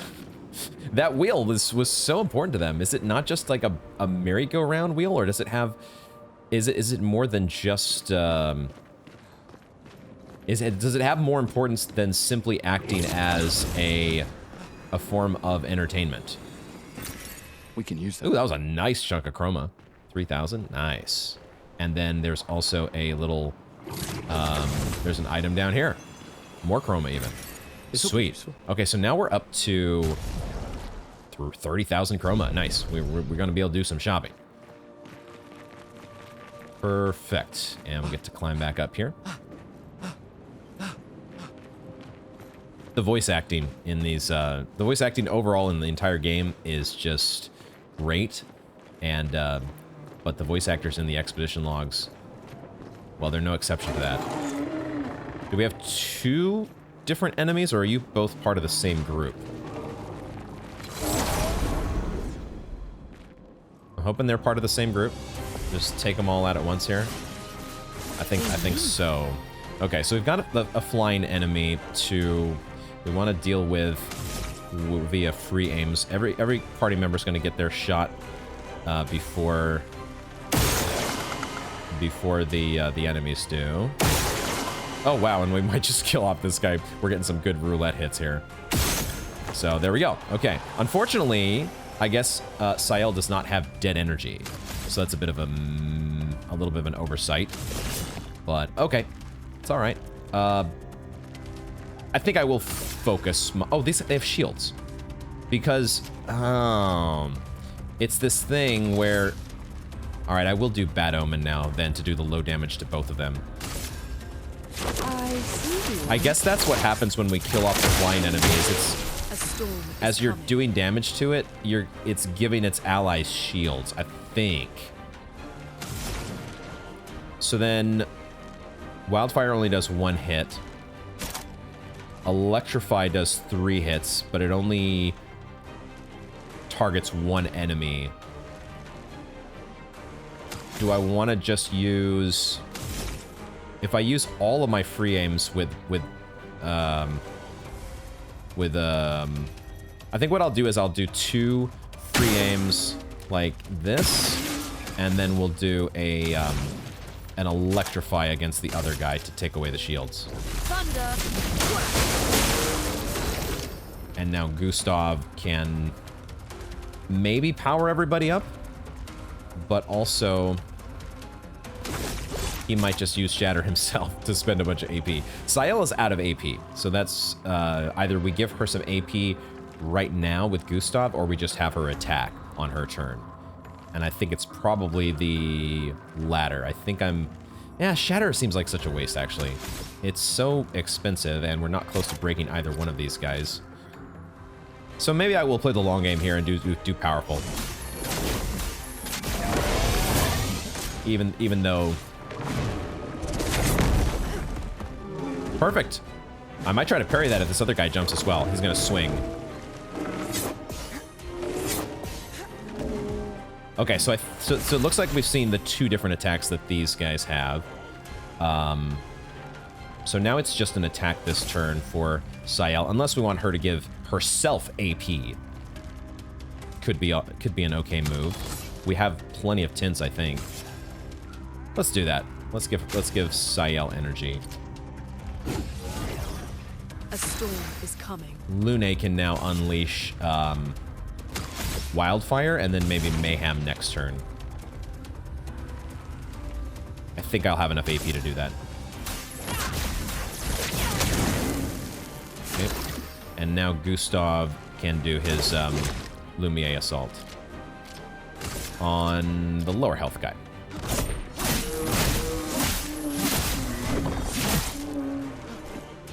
All right. Swing to attack. Yep. Oh, and that counter damage. Let's go. I'm ready. Feeling better. That was a new one. So there was a third attack that we had not seen. I thought it was going to be just the 2-swing combo from before, but Lune took some damage there because that was not the case. Do I use a healing tint here? I think so.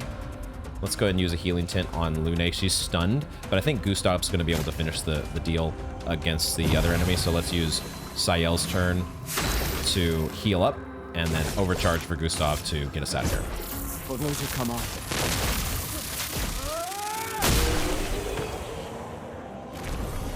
Excellent. Okay. So First Strike is the only Pictos that we're leveling up at the moment. And that's fine. That's fine. We'll keep... Mael is going to stay on vacation for the moment.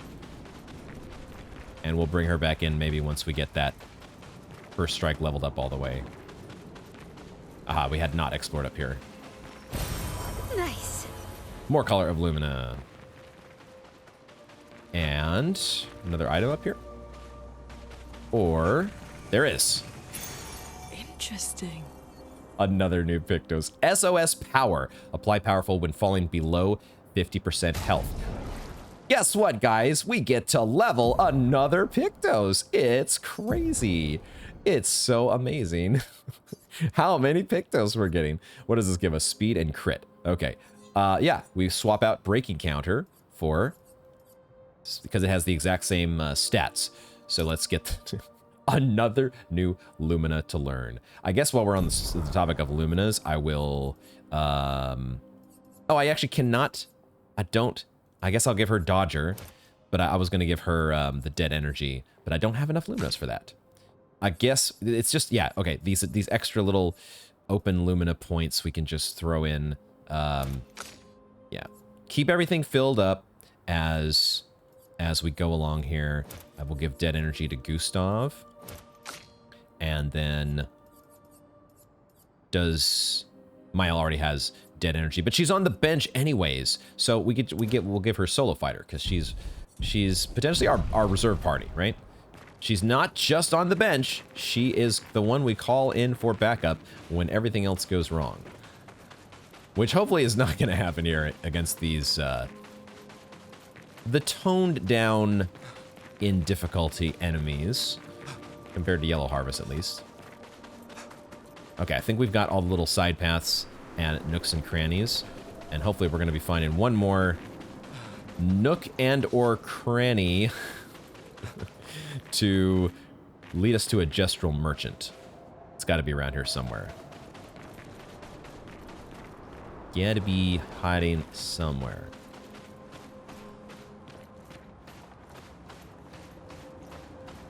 Why does Gustav not have a light?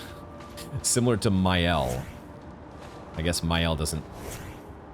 Gosh, see, like, you get to some of these spots, as much as we've turned up the brightness, and there's still some of these little caves where you just can't see a dang thing. But why doesn't our character pull out their light, if that's the case? Ooh, is there a spot to drop down to here? No, cannot drop down there.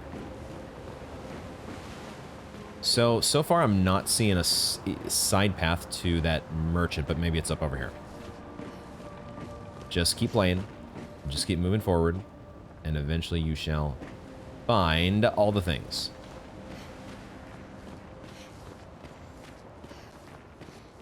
Grappling hook. Okay. And... okay, I do see stuff. I do see an enemy patrolling up over there to the right, so we ride this... we take this rope. Oh, we grab this item first. We grab the chroma that's making a nice sound for me to make sure that I don't miss it. A little more chroma adding to the stash.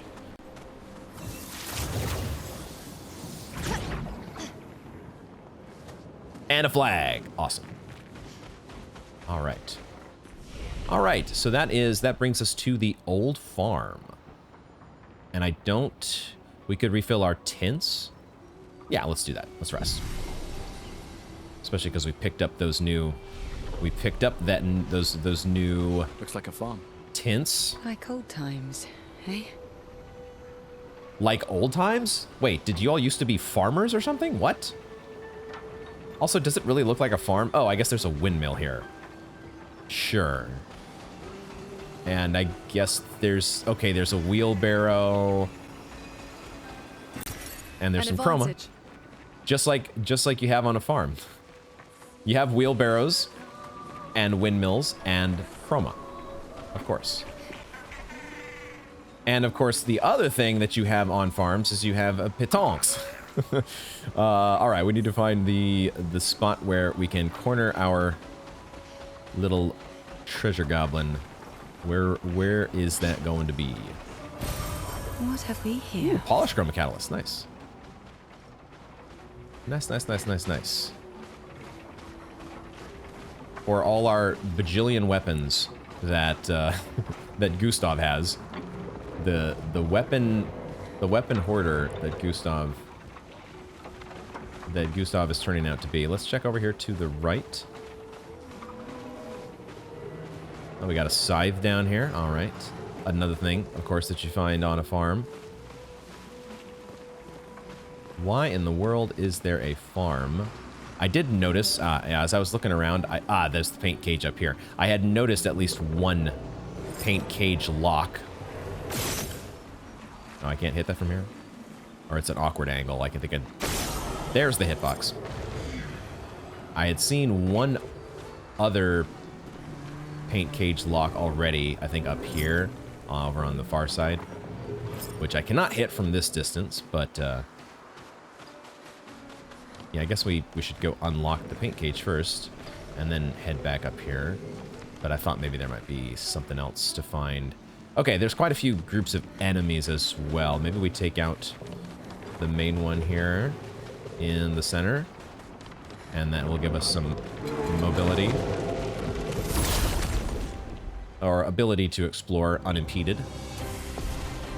Assuming that these guys are not too much of a handful.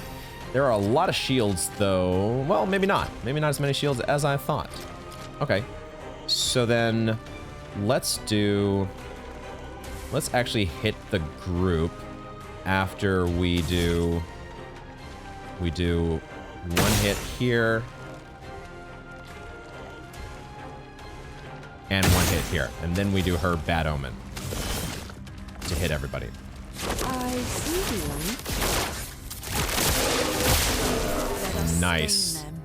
That does some nice damage. And then we can hit Wildfire, because that hits the group. Even though it's not nearly as powerful as Bad Omen. But then we can also use Shatter, because it hits the group.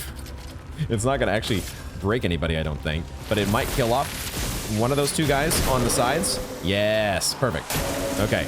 Hexa, 2-hit combo from Hexa. We've done this before. Ooh, I dodged early, I thought. Got away with it, though. And then a Roacher. Oh, we finished him off with a burn. Yes. Okay, that worked out wonderfully. Now I think I will take one turn to attack and build up a little AP with, or I just use a, I'm actually just going to use a tint. We've got so many tints now. I'm just going to give energy to Sayel. Go right for that. And thermal transfer. No, I don't need thermal transfer because I don't really need the AP. I could just, Lune has a lot of AP to spend. Do I need to sub back in like Thunderfall or something? Do I need it, or do I just go Fire Rage? What do I do? I think the answer is I don't need to overthink it. I think I'll just do like Electrify now, and then I can do Mayhem next turn. Thunder. Even though that's not super effective, but it gives me the stains to be able to unleash a Mayhem. So now with Gustav, we will go with, I think I do a Lumiere Assault instead of a Powerful.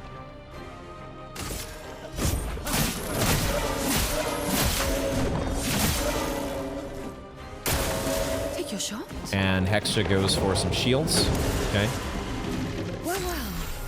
Just a couple shields. So we can just take those right off with our free aims. Because then we have 10 Foretell that we want to consume in some fashion. Do we go with Delay and Slash to do that? I think so, and that'll put us into Twilight. But there's always this question of, do you want to save the Delay and Slash for when you're actually in Twilight so it gets like a damage boost? But I'm okay. I think I want to get the target, the turn delay right now.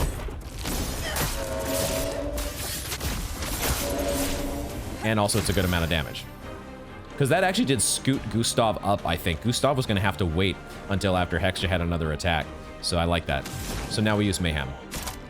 Even though it's probably not going to break. Prepare to meet your end. It consumes our stains. Cool. And now Gustav gets to do Overcharge. For those who come after. Oh, he's so close. He's so close. Yes, and the burn finishes him off. Let's freaking go. Awesome. Sweet, sweet, sweet. SOS power gets its first level. First strike is getting leveled. Okay, cool. Sweet, so these guys are done for. And now we can roam about the farm. It's a free range farm all of a sudden. It's free range. Roam free. Be free on the farm. Why in the world, though, did Sael say, just like the old days? What's the story there? I want to know. Ooh, we got another spot to unlock here eventually. I have not taken meticulous notes on where all these spots are, so I'm gonna have to do some relatively thorough backtracking eventually, but that's fine. Not opposed to doing that. This game's fun. It just means that you get to play it more. How do I get that item up there? Probably by going around this way. Oh, and there was the... Oh, I forgot. We've got the petanque as well. Is the petanque supposed to be cornered in... Is it just somewhere in this area?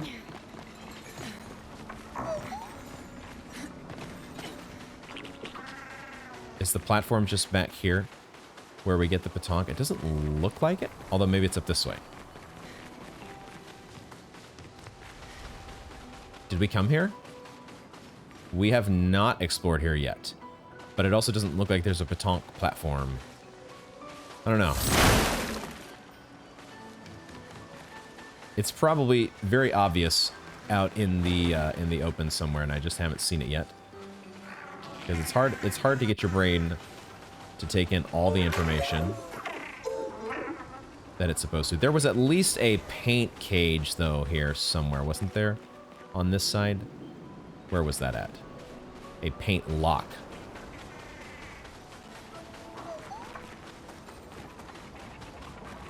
I could have sworn it was around here.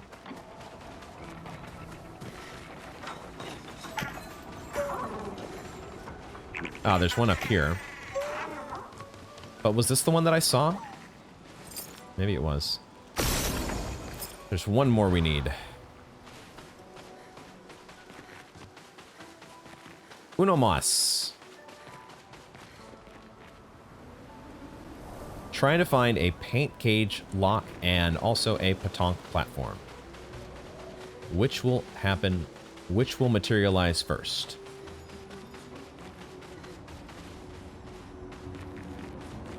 Instead, we find another set of enemies. Is this a chromatic? This feels like this is a...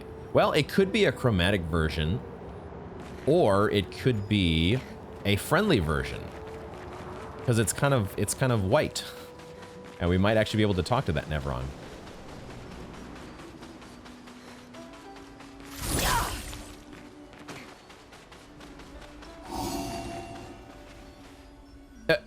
Okay, now you pull out your light? Are you serious? I could totally see still. Why do you pull out your light now? Like, there's a light right here, and I don't get the logic behind some of these pulling out the flashlight decisions.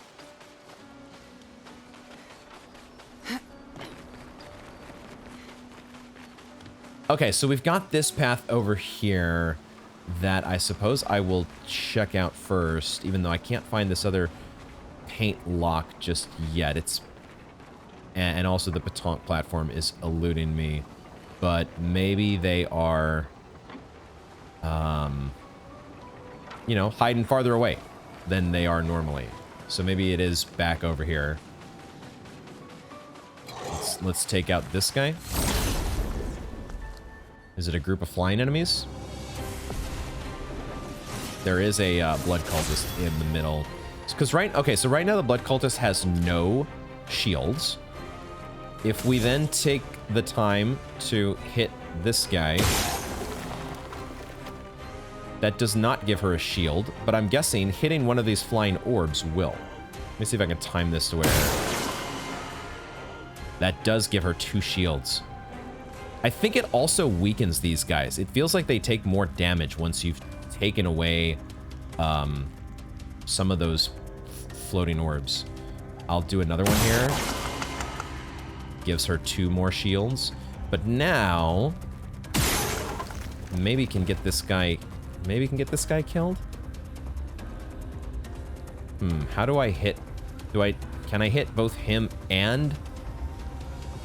Like, I kind of want to wait for the floating orb to go in front of the enemy, because I'm not sure if I just aim for it when it's off to the side. Like, it doesn't... Like, maybe I could actually hit it, but I don't know that I would damage the enemy in the process. So I don't know about this one. Okay, alright, there we go. Oh, but Sael still doesn't have dead energy? Am I that much of a dingus? I guess I am. We're just gonna keep going. It's fine. It's fine. I might be a dingus, but it's okay. I need to give her dead energy with the next, Oh, did she just get 2 AP from that? Why did that happen? Why in the world did that happen? I don't get it. Oh, this guy has shields too? Oh my god. Okay. Well. Oh, did I just hit 2 of those at the same time? No. What is going on here? But I took away 2 shields with 1 free aim? Is that because I hit the orb and the enemy at the same time? That must be it. Huh. Okay, we're gonna use the rest of Mael's AP to do a wildfire. Dude, that guy has so many shields though. This is like the perfect use case for Mael, that ability that takes away all the shields. If only. I'm gonna have to settle though for, I guess I'm just gonna do an attack then. Start peeling away the how many frickin' Lumiere Assault is definitely gonna be what we're doing here. I want to take out the flying enemy if I can though. Except Gustav's free aim does not hit that hard. So I'm not gonna spend all of his AP here. We're just gonna have to dodge some of the lightning bolts from those flying guys.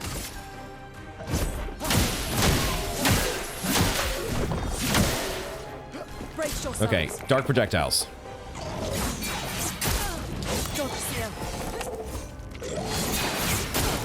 Yo, there. That is so delayed.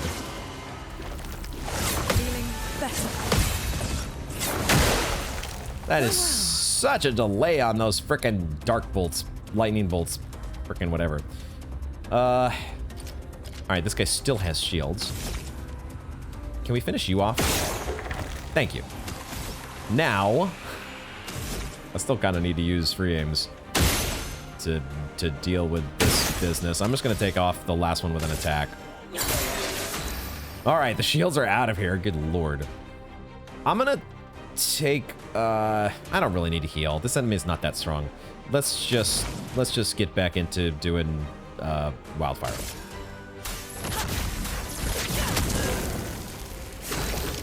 And Gustav can now unleash an overcharge. Or do we want to do powerful first and then do overcharge next turn? Well, I have the AP for it though. If I take powerful, let's just do overcharge. Let me take death. Just do it. Enemy's not that strong.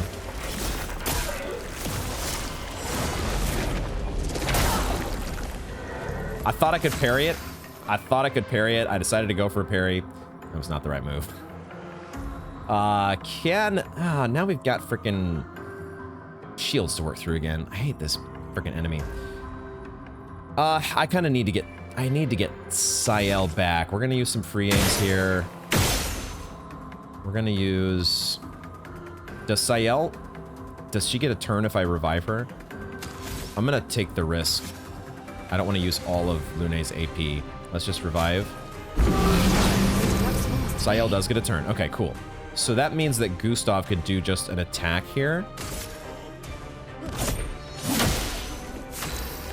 And now Sael can take off the last shield with her free aim. And then she can do a harvest. She's not gonna, there's no foretell to consume, but we still get a heal for 40%, which is good. And hopefully finish him off. There we go. Nice. Okay. Everybody's getting leveled up here. Luminas are getting learnt. Feels okay. So I think now that Lune just learnt her last Lumina, let's swap her out for Mael, maybe? Because Mael is kind of lagging just a bit in the XP department. Oops. I think I want that there. I am also noticing that Gustav's speed has dwindled a bit. We could probably get his speed back up with the right Pictos. I don't know that I'm not going to try to min-max that at the moment. Getting him back in front to do powerful first is not that important. It's kind of important, but it's not like an immediate priority. Okay, a lot of these purple upgrades are things other than Colors of Lumina. Is this our Gestural Merchant? Here we go. We found you. And was there an echo going on there? Jerry, this place is just as beautiful as it is unsettling. But now is not the time to dwell on nature's beauty. Now is the time to trade stuff. I agree. Sounds like a great plan to me. This is probably a good place for us to spend a whole bunch of this chroma that we picked up. We get a new haircut for Sael. All right, sweet. Let's just go ahead and fight first. Let's do the fight. And we'll give Sael the chance to level up a bit more here. She's not at full health, but that's okay. Should be fine. It's just a gestural fight. I like the little teddy bear back there that I just noticed. And we can start off with a Focus Foretell, like usual. Jerry grows bigger. Oh boy. Doing the old Noko trick here. All right. Good. So now we will do Marking Card, and we'll follow that up with a Harvest, I think. We should have enough AP for that.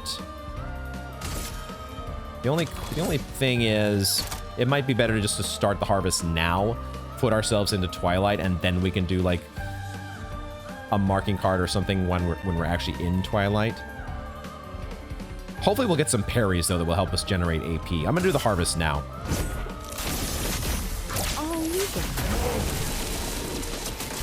All right. What you got for me, Jerry? Yeah! All right. Very, very nice. Okay. So you're ready to break, but I don't have the ability to break you because I took that skill off of my... I took it off. I don't have it. What I do have is the ability to do Marking Card. You might be dead by the time I try to do a delay and slash. We'll see what happens here. Because if I counter this one, which I do. All right, Gestural Fight, the most trying and overwhelming of enemies. In the case of the tiny head, that was true. He was a handful. Most are not. You have defeated me in a duel. Rest assured that nothing in this universe will stop you now. Yeah, I have overcome the greatest challenge of them all. Okay, this is a new weapon for Sael. Okay, we do have to spend a healthy chunk of chroma for it, but it recovers 5 health per foretell applied. So it's another nice sustain option for her. It does really buff, it scales with her agility, which is what we've been leveling, isn't it? Right now, her weapon scales with vitality and luck, but that's the new weapon we gave her. We have been giving her mostly vitality, luck, and agility. We've actually been leveling them pretty evenly. I am kind of liking this sun skill always applies 10 foretell, though. Oh, that's interesting. I think I misread that. I was thinking that somehow sun skills would apply double foretell. That's not what it's saying. It's saying that they always apply 10 foretell, which means that a focus foretell always applies 10, even if the target already has some foretell. And the same goes for Marking Card, Bad Omen. Oh, that's actually really OP, isn't it? Dang. So I might want to even, I don't know. I guess I need to get some new skills for Sael. But if you get even like, yeah, Bad Omen is like the perfect use case for it because every enemy gets applied foretell, but instead of 2, it's 10. Ah, that is really strong. I just am not sure if I want to switch weapons then. I'm not sure if I want to switch over to this 5 health per foretell. Because, I think I might come back for that one later. There's a lot of options here. I just don't want to spend all of my... Because I might I like hoarding chroma. I like hoarding items. I like hoarding all the things. And I don't want to just buy everything in one fell swoop. But what I will do is I'll buy all of the polished chroma catalysts. Because we want to be able to level up weapons in camp. Those are definitely pickups. I'll pick up all of the colors of Lumina as well. Because that's only 3k to get all of those. And then we'll pick up the ponytail for Sayel. But I'm just not sure about this weapon. I think I'm going to wait on that one. We will wait for now, and we'll think about that. Sayel, though, we can swap her into the new wardrobe option. Ponytail, let's give that a look. I like it. I think the ponytail, we've got sort of a braided ponytail thing with Mael, but that actually looks really good for Sayel. I think that might be a keeper, to be honest. I'm a fan. Now, can we find a frickin' paint lock, and can we find a baton platform? I wouldn't expect these things to be too far away in any direction, so it probably just means that I'm being a little bit blind. The batonk is down here now. Was it just back in this little alleyway here? Oh, it was. Okay. I didn't realize it was just right there. Cue the mime/batonk theme. Wait. Oh no, he's summoning a Nevron to protect. No! Oh my god. That's a new... I'm waiting. And the Lancia gets to attack right away. Slow attack. I was feeling okay about doing a counter there. Okay, so Nevron is just out of here immediately, at least. Nice start to things. I like that. So then, all right, so Sayel, that ponytail is cool. It also made me totally think that she was Mael for a second. I guess that is Mael's default. Mael's default is ponytail, isn't it? So yeah, that makes them look very similar. Okay, let's do the thing that we normally do here. Focus foretell. Get her going. Here's your card. We don't really have to worry about... Oh, this batonk's also a lot weaker. Or at least it feels a lot weaker than... Maybe that was just a good roulette. It felt like it was weaker, though, than the one that we faced off against last time. I think it's a lot weaker than the one we faced off against previously. So we're not going to worry about doing powerful. We're just going to jump right in and do Lumiere Assault, get everybody going with a normal... I see. It's because he's summoning these Nevrons every single turn. That's why. Okay, so it's Nevrons that we've seen before. But we maybe can just ignore the Nevron that's there and just focus on the batonk. I think that's what I want to do. I'm going to do a harvest, though, to heal as well as consume the foretell. I'll use your life. That is a big ol' heal. Did the batonk take damage there? Did it take damage? I'm going to do, let's see, I'm in offensive stance. Oh, and the target's not burning yet, so we do need to do spark here, actually. On me. Oh, the batonk is taking a lot less damage because the freaking Nevron's in the way. Lame. Well, now I kind of need to... Oh, shit. In that case, will actually do powerful. Because, okay, yeah, now my game plan changes a little bit. I got to factor in the new... not so fast, I see. Dang it. I'll do powerful. Let me help. And see if we can get some... No! Ah, okay, so I really mistimed. No, and he's gonna summon another one? Oh, shit. Oh, this is bad. What the fuck? We're not gonna be able to do this. Oh my god. Okay. This is real bad. Well, now I have an incentive to do Bad Omen. What in the fuck? I really need to get counters going is what I need. Oh, wow, we applied 24 tell because each hit, oh my god, I didn't even realize each hit of Bad Omen applies 10. Yo, that is so sick. I did not even realize it was that, wow. Oh, baby. All right, now a bit of a problem here because I want to use Swift Stride, but I have to go after the Pétanque if I want to switch into Virtuose stance, and the Pétanque is not really ready to be... Shit. It's not really ready to be... I guess I'm going to do Rain of Fire then on this guy, because I need the Pétanque to be out of the way, or I need to clear the way for the Pétanque,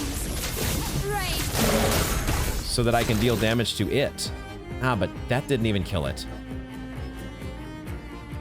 So, god damn it.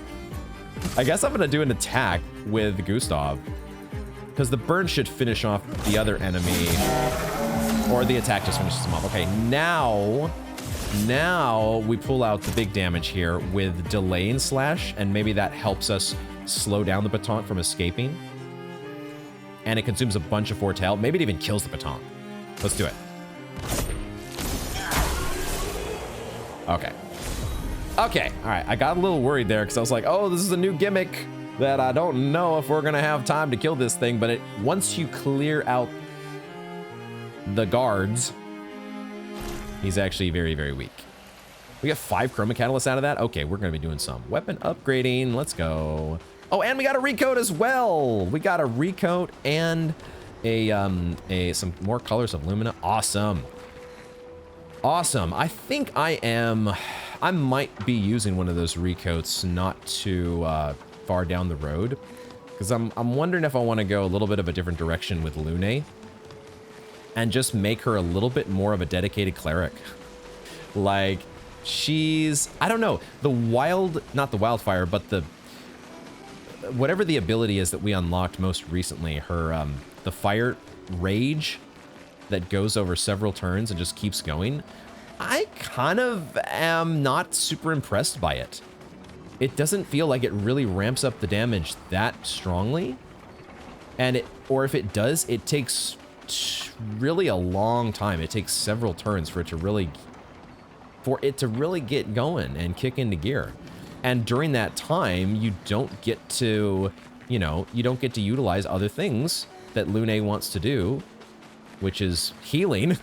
Most of the time she wants to do healing, or have the ability to do that when needed. And when you're stuck in the middle of raging against the fire, that's a little tough to do, you know?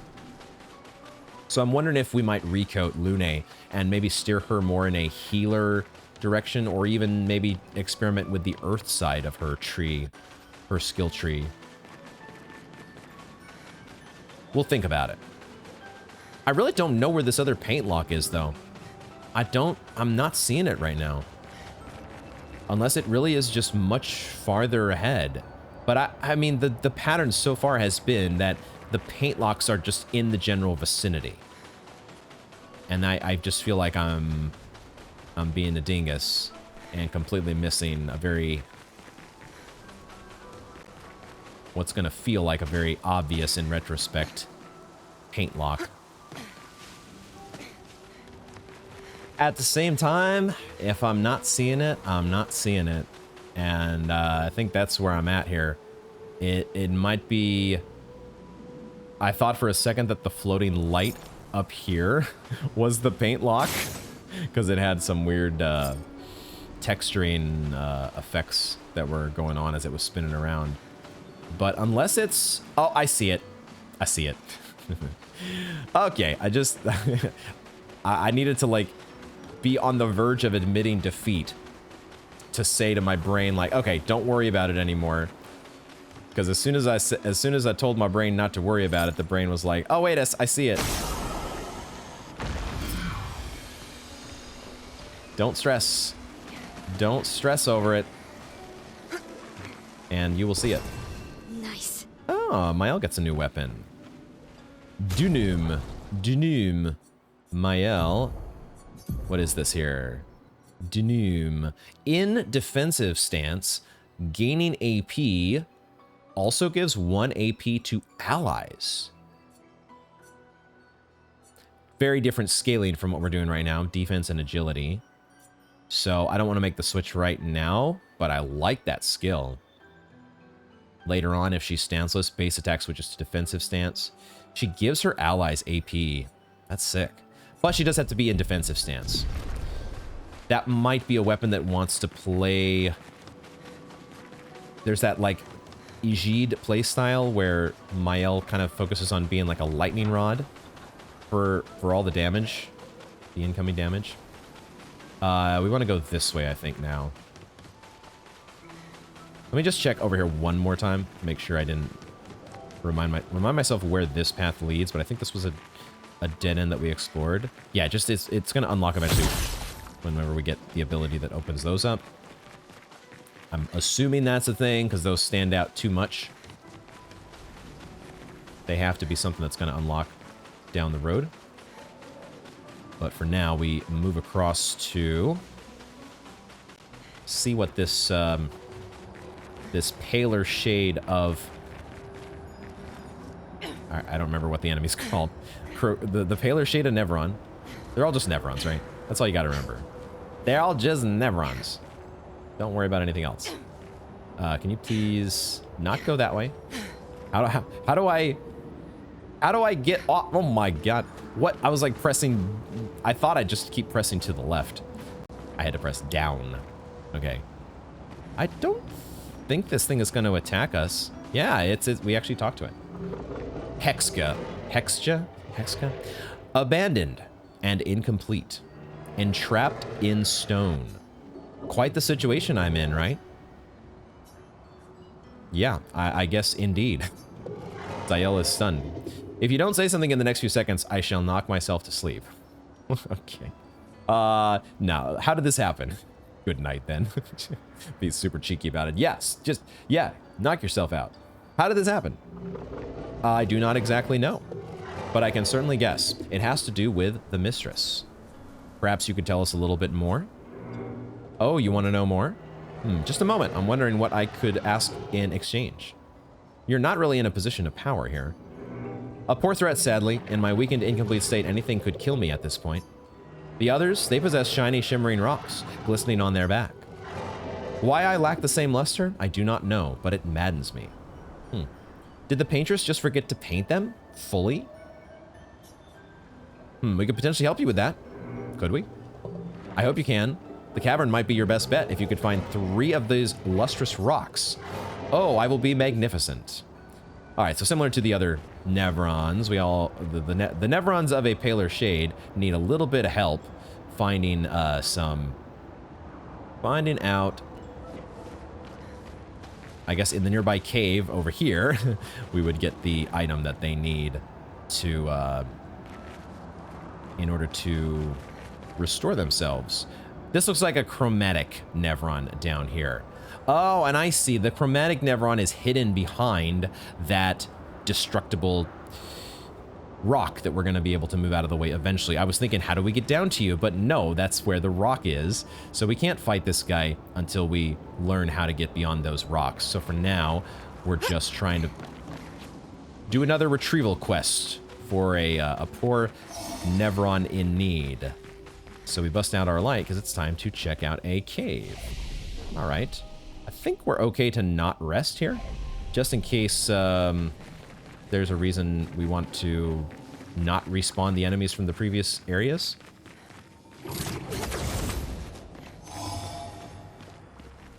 So I think the only way to go is this rope. Was there a little...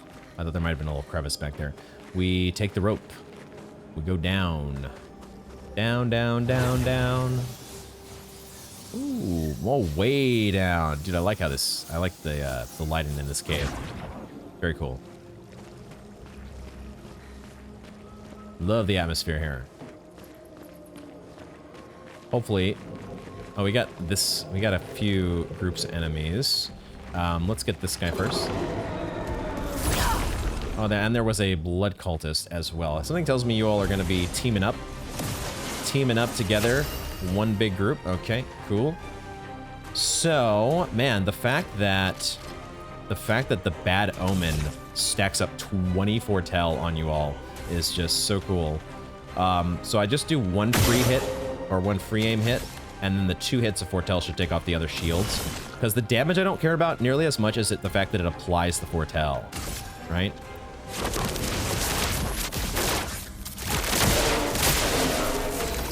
That's awesome. The damage is good. Maybe I should have taken off the other shields, but I don't want to spend all of her AP.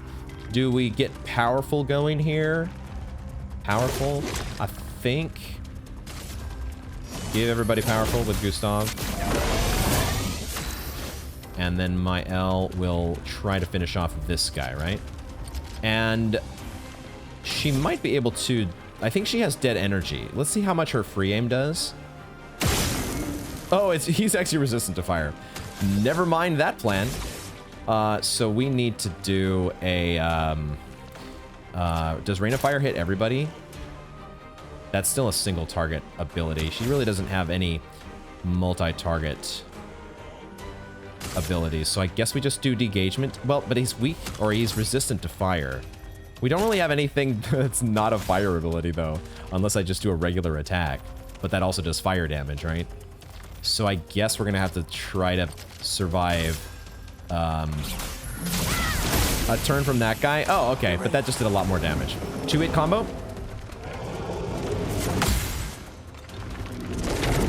Way too early. Way too early still on that one. Okay, sword and blood attack.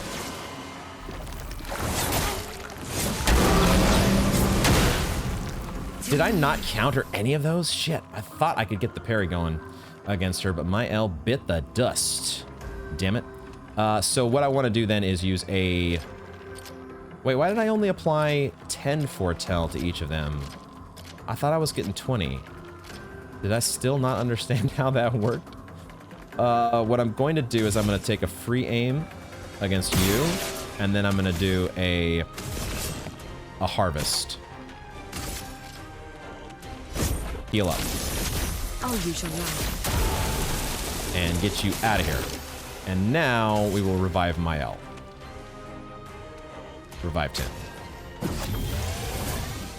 Mael does not get a turn yet, but Hexa is going to get a bunch of shields. I'm ready. A couple shields. And there is Smith. So much AP that Mael and Sael have here. Let's use... I will just use degagement, though, to put Mael back into the right stance, as well as take off the last shield. He is resistant to fire, I think. It did just say resistant when I used a fire attack, so that means he's resistant. Now we do... Well, she's in Twilight, and there is 10 foretell already on the enemy, so we could just do a delay and slash. Spend her AP. Let's do it.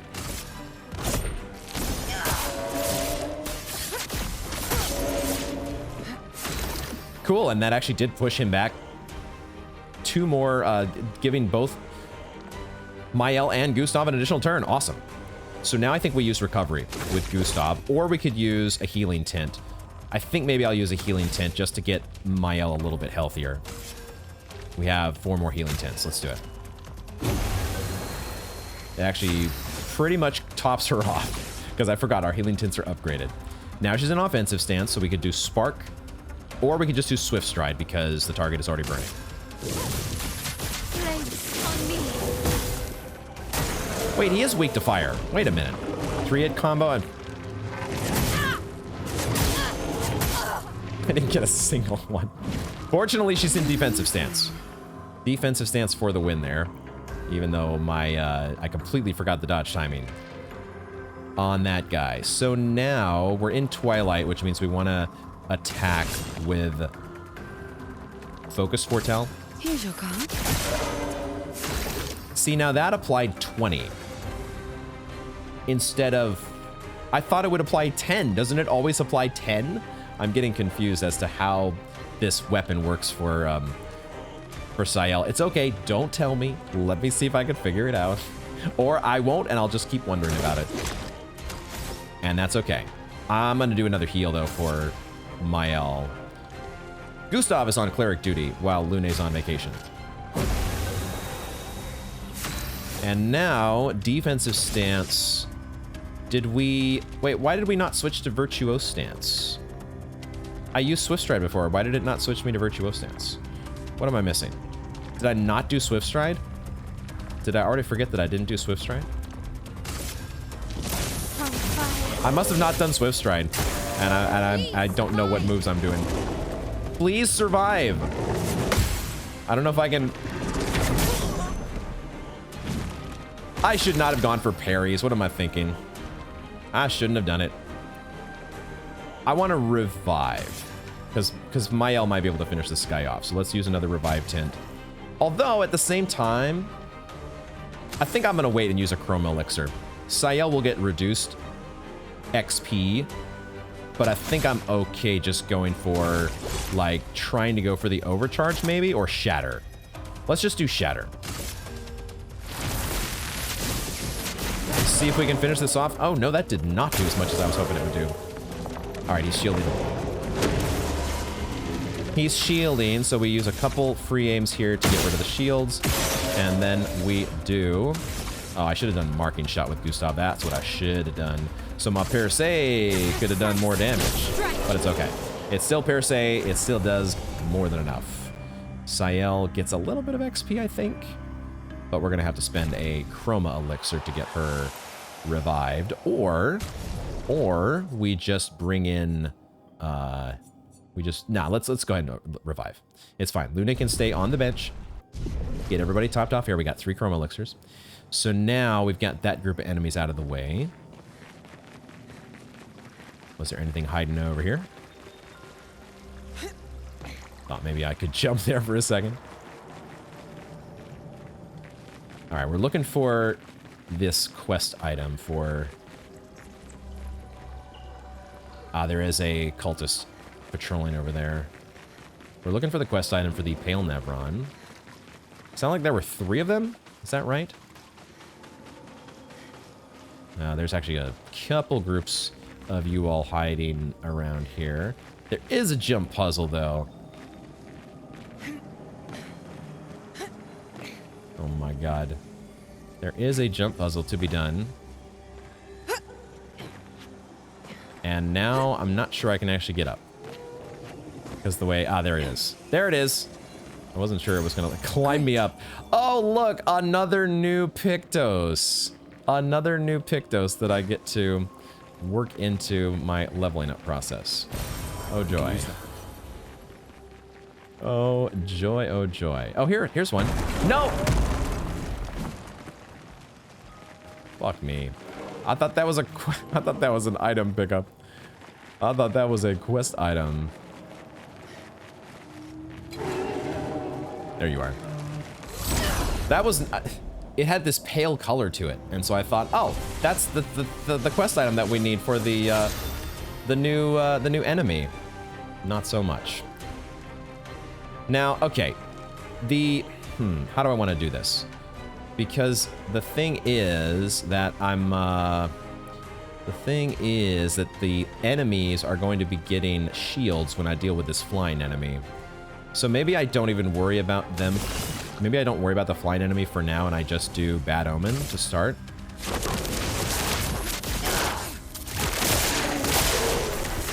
Oh, that actually killed the flying enemy. Okay. Oh, problem solved. Problem solved. Wait, did I just see a manor door there? I don't know if we're right next to it in reality, but the battle arena here looked like there was a manor door to the side. Okay, degagement on you. Get ready. Okay, this one, let's see if we can parry it. Nope. Okay. Get ready.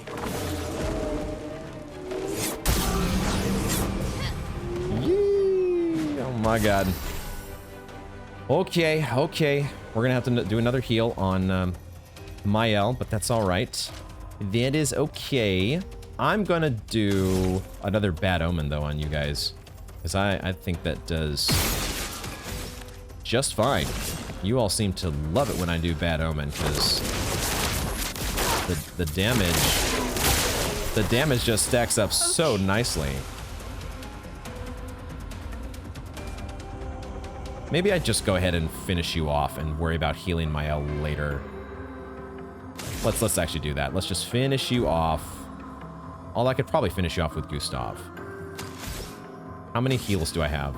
I only have 2 healing tints. It might be time to bring Lune back into the swing, the party. Ready to go.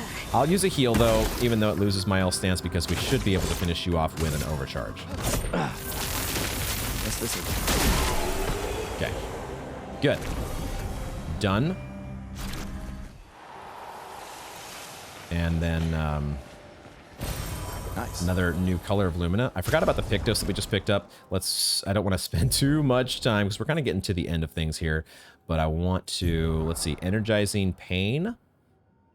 That's a good health and defense one. Maybe we'll swap out, let's see, what are the stats on Breaking Shot?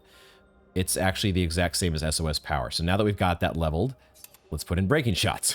Because I don't care about the Lumina as much as just getting it leveled. So good, there we go. It's gonna get leveled now. So now this is where we started. And I guess let's go down and deal with this guy. Because there is a rope that's leading downward. I don't know how I didn't hit you. Maybe you were behind the wall there. Is the fact that this guy... Oh, he counts as a boss? Seriously? Roacher. That's weird. Alright. Well, we'll do Focus Foretell, I suppose. Yeah, let's just do Focus Foretell this time. He's a boss, but he doesn't have that much AP, so or health, so let's just do a Lumiere Assault for Gustav. Yeah, this guy might just be dead as soon as... He might just be dead. Let's do... I don't know if I want to do the full rotation for Maya. Let's just get her into defensive stance with Spark. We won't get the bonus burns, but we will apply some burns. Okay, and I just went for the dodge there. Worked out. So now we should be able to finish you off. Harvest. Feel better. And, yeah. You're done. You're out of here. Doesn't matter what we do. The only decision point would be to use a healing tent, but I think the party's fine. We get a rock crystal. So we have to, maybe that's our quest item. A glistening rock crystal. So we do have to kill the specially colored Nevrons in order to get the quest item. Got it. Okay. So now this gets us to this rope that takes us down here. Man, another. Is this another? Ooh. Okay. Now this could be a chromatic boss, and there is a door that looks like it leads to the manor. I think we're a little bit... I think I'm actually going to save... I'm not going to go after this guy for now. Let's explore the rest of the cave, and we might save that for next time. I wanted to at least reach some sort of a stopping point here. If we can collect... I think we needed to collect 3 of those special rocks, didn't we? But maybe not. Is there... There was another path here, wasn't there? There is more to this section. That that dude down below looked pretty scary, though. I don't know that I want to be... Okay, we did the jump puzzle to get that item. Was there anything else out here? Oh, there's another one. Oh, I didn't see that one hiding. Right here. Wait, where were you? There was another one that's burrowed. Oh, do I need to actually go... Can I not get in... Where the heck was that thing? Here it is. Oh, wait. Oh. Nice. Oh, we don't actually have to kill an enemy every single time. Some of these are just little rock formations. The other... we were probably supposed to get these 2 first. We were probably supposed to get these 2 first before actually encountering that Roacher boss, quote unquote, because then that would have made the surprise even that much more fun, wouldn't it have? Okay, I think I still got plenty of surprise, more than I would have bargained for, but this will get us to, I think.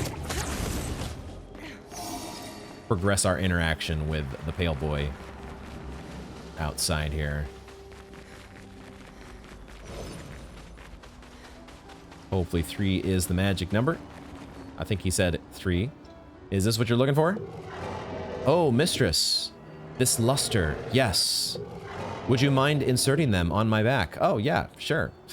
I hope we won't regret this. Not a problem. We're totally Hexa back insertion experts. Growl.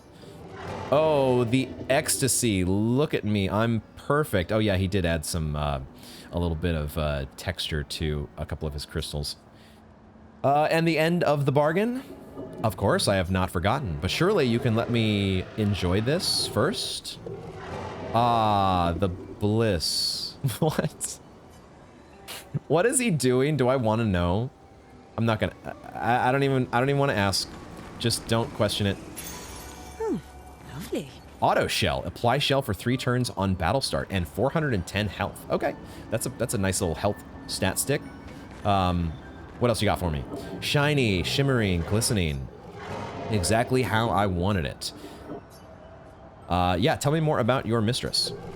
Ah, our mistress. She is loving. She made us with great pride and care. However, there are times when even she makes mistakes. I am living proof of that. Oh, mistress, forgive. I did not mean to speak ill of you. Please forgive me. Why does it have trouble speaking now? Okay, so we passed a shrine to the Paintress. Do you know who made it? Did any of them survive? No. A long time ago, they came to me. They spoke as if they knew the mistress. They revered her. They revered her. But what they spoke of, the Paintress, her description, did not match the mistress. So, does that mean the Paintress has multiple forms? More likely, she has allies or lieutenants, like the man on the beach. Okay. That's an interesting deduction. The idea that the Paintress may just be, like, maybe the guy on the beach, maybe the masked woman, the Paintress, maybe these are all the same sort of creature. They sort of look like us, but they're either Nevrons or there's some other weird alien creature. But there's also a, mistress versus Paintress. Yeah, who exactly is being referred to here? Are we talking about the same person, or does she take on multiple forms, or her comrades take on multiple forms? So many questions to be answered. This is where we will wrap up this installment of Expedition 33. Thank y'all for hanging out with me as always. If you enjoyed the video, consider doing the YouTube thing and hitting those buttons that are down below the video. And I will look forward to making my way farther into this cave. Let me remind myself one more time the point here that we reached Expedition 56's flag. The Tide Caverns. There was a very menacing looking boss in front of a manor. Is it the manor or the mansion? The manor, right? Another manor door to potentially connect to, and we will also be continuing to press forward to our main objective of getting SK's oh so important Flory, the pet rock. Looking forward to that next time. Thank you all very much for joining me, and I hope to see you in the next one.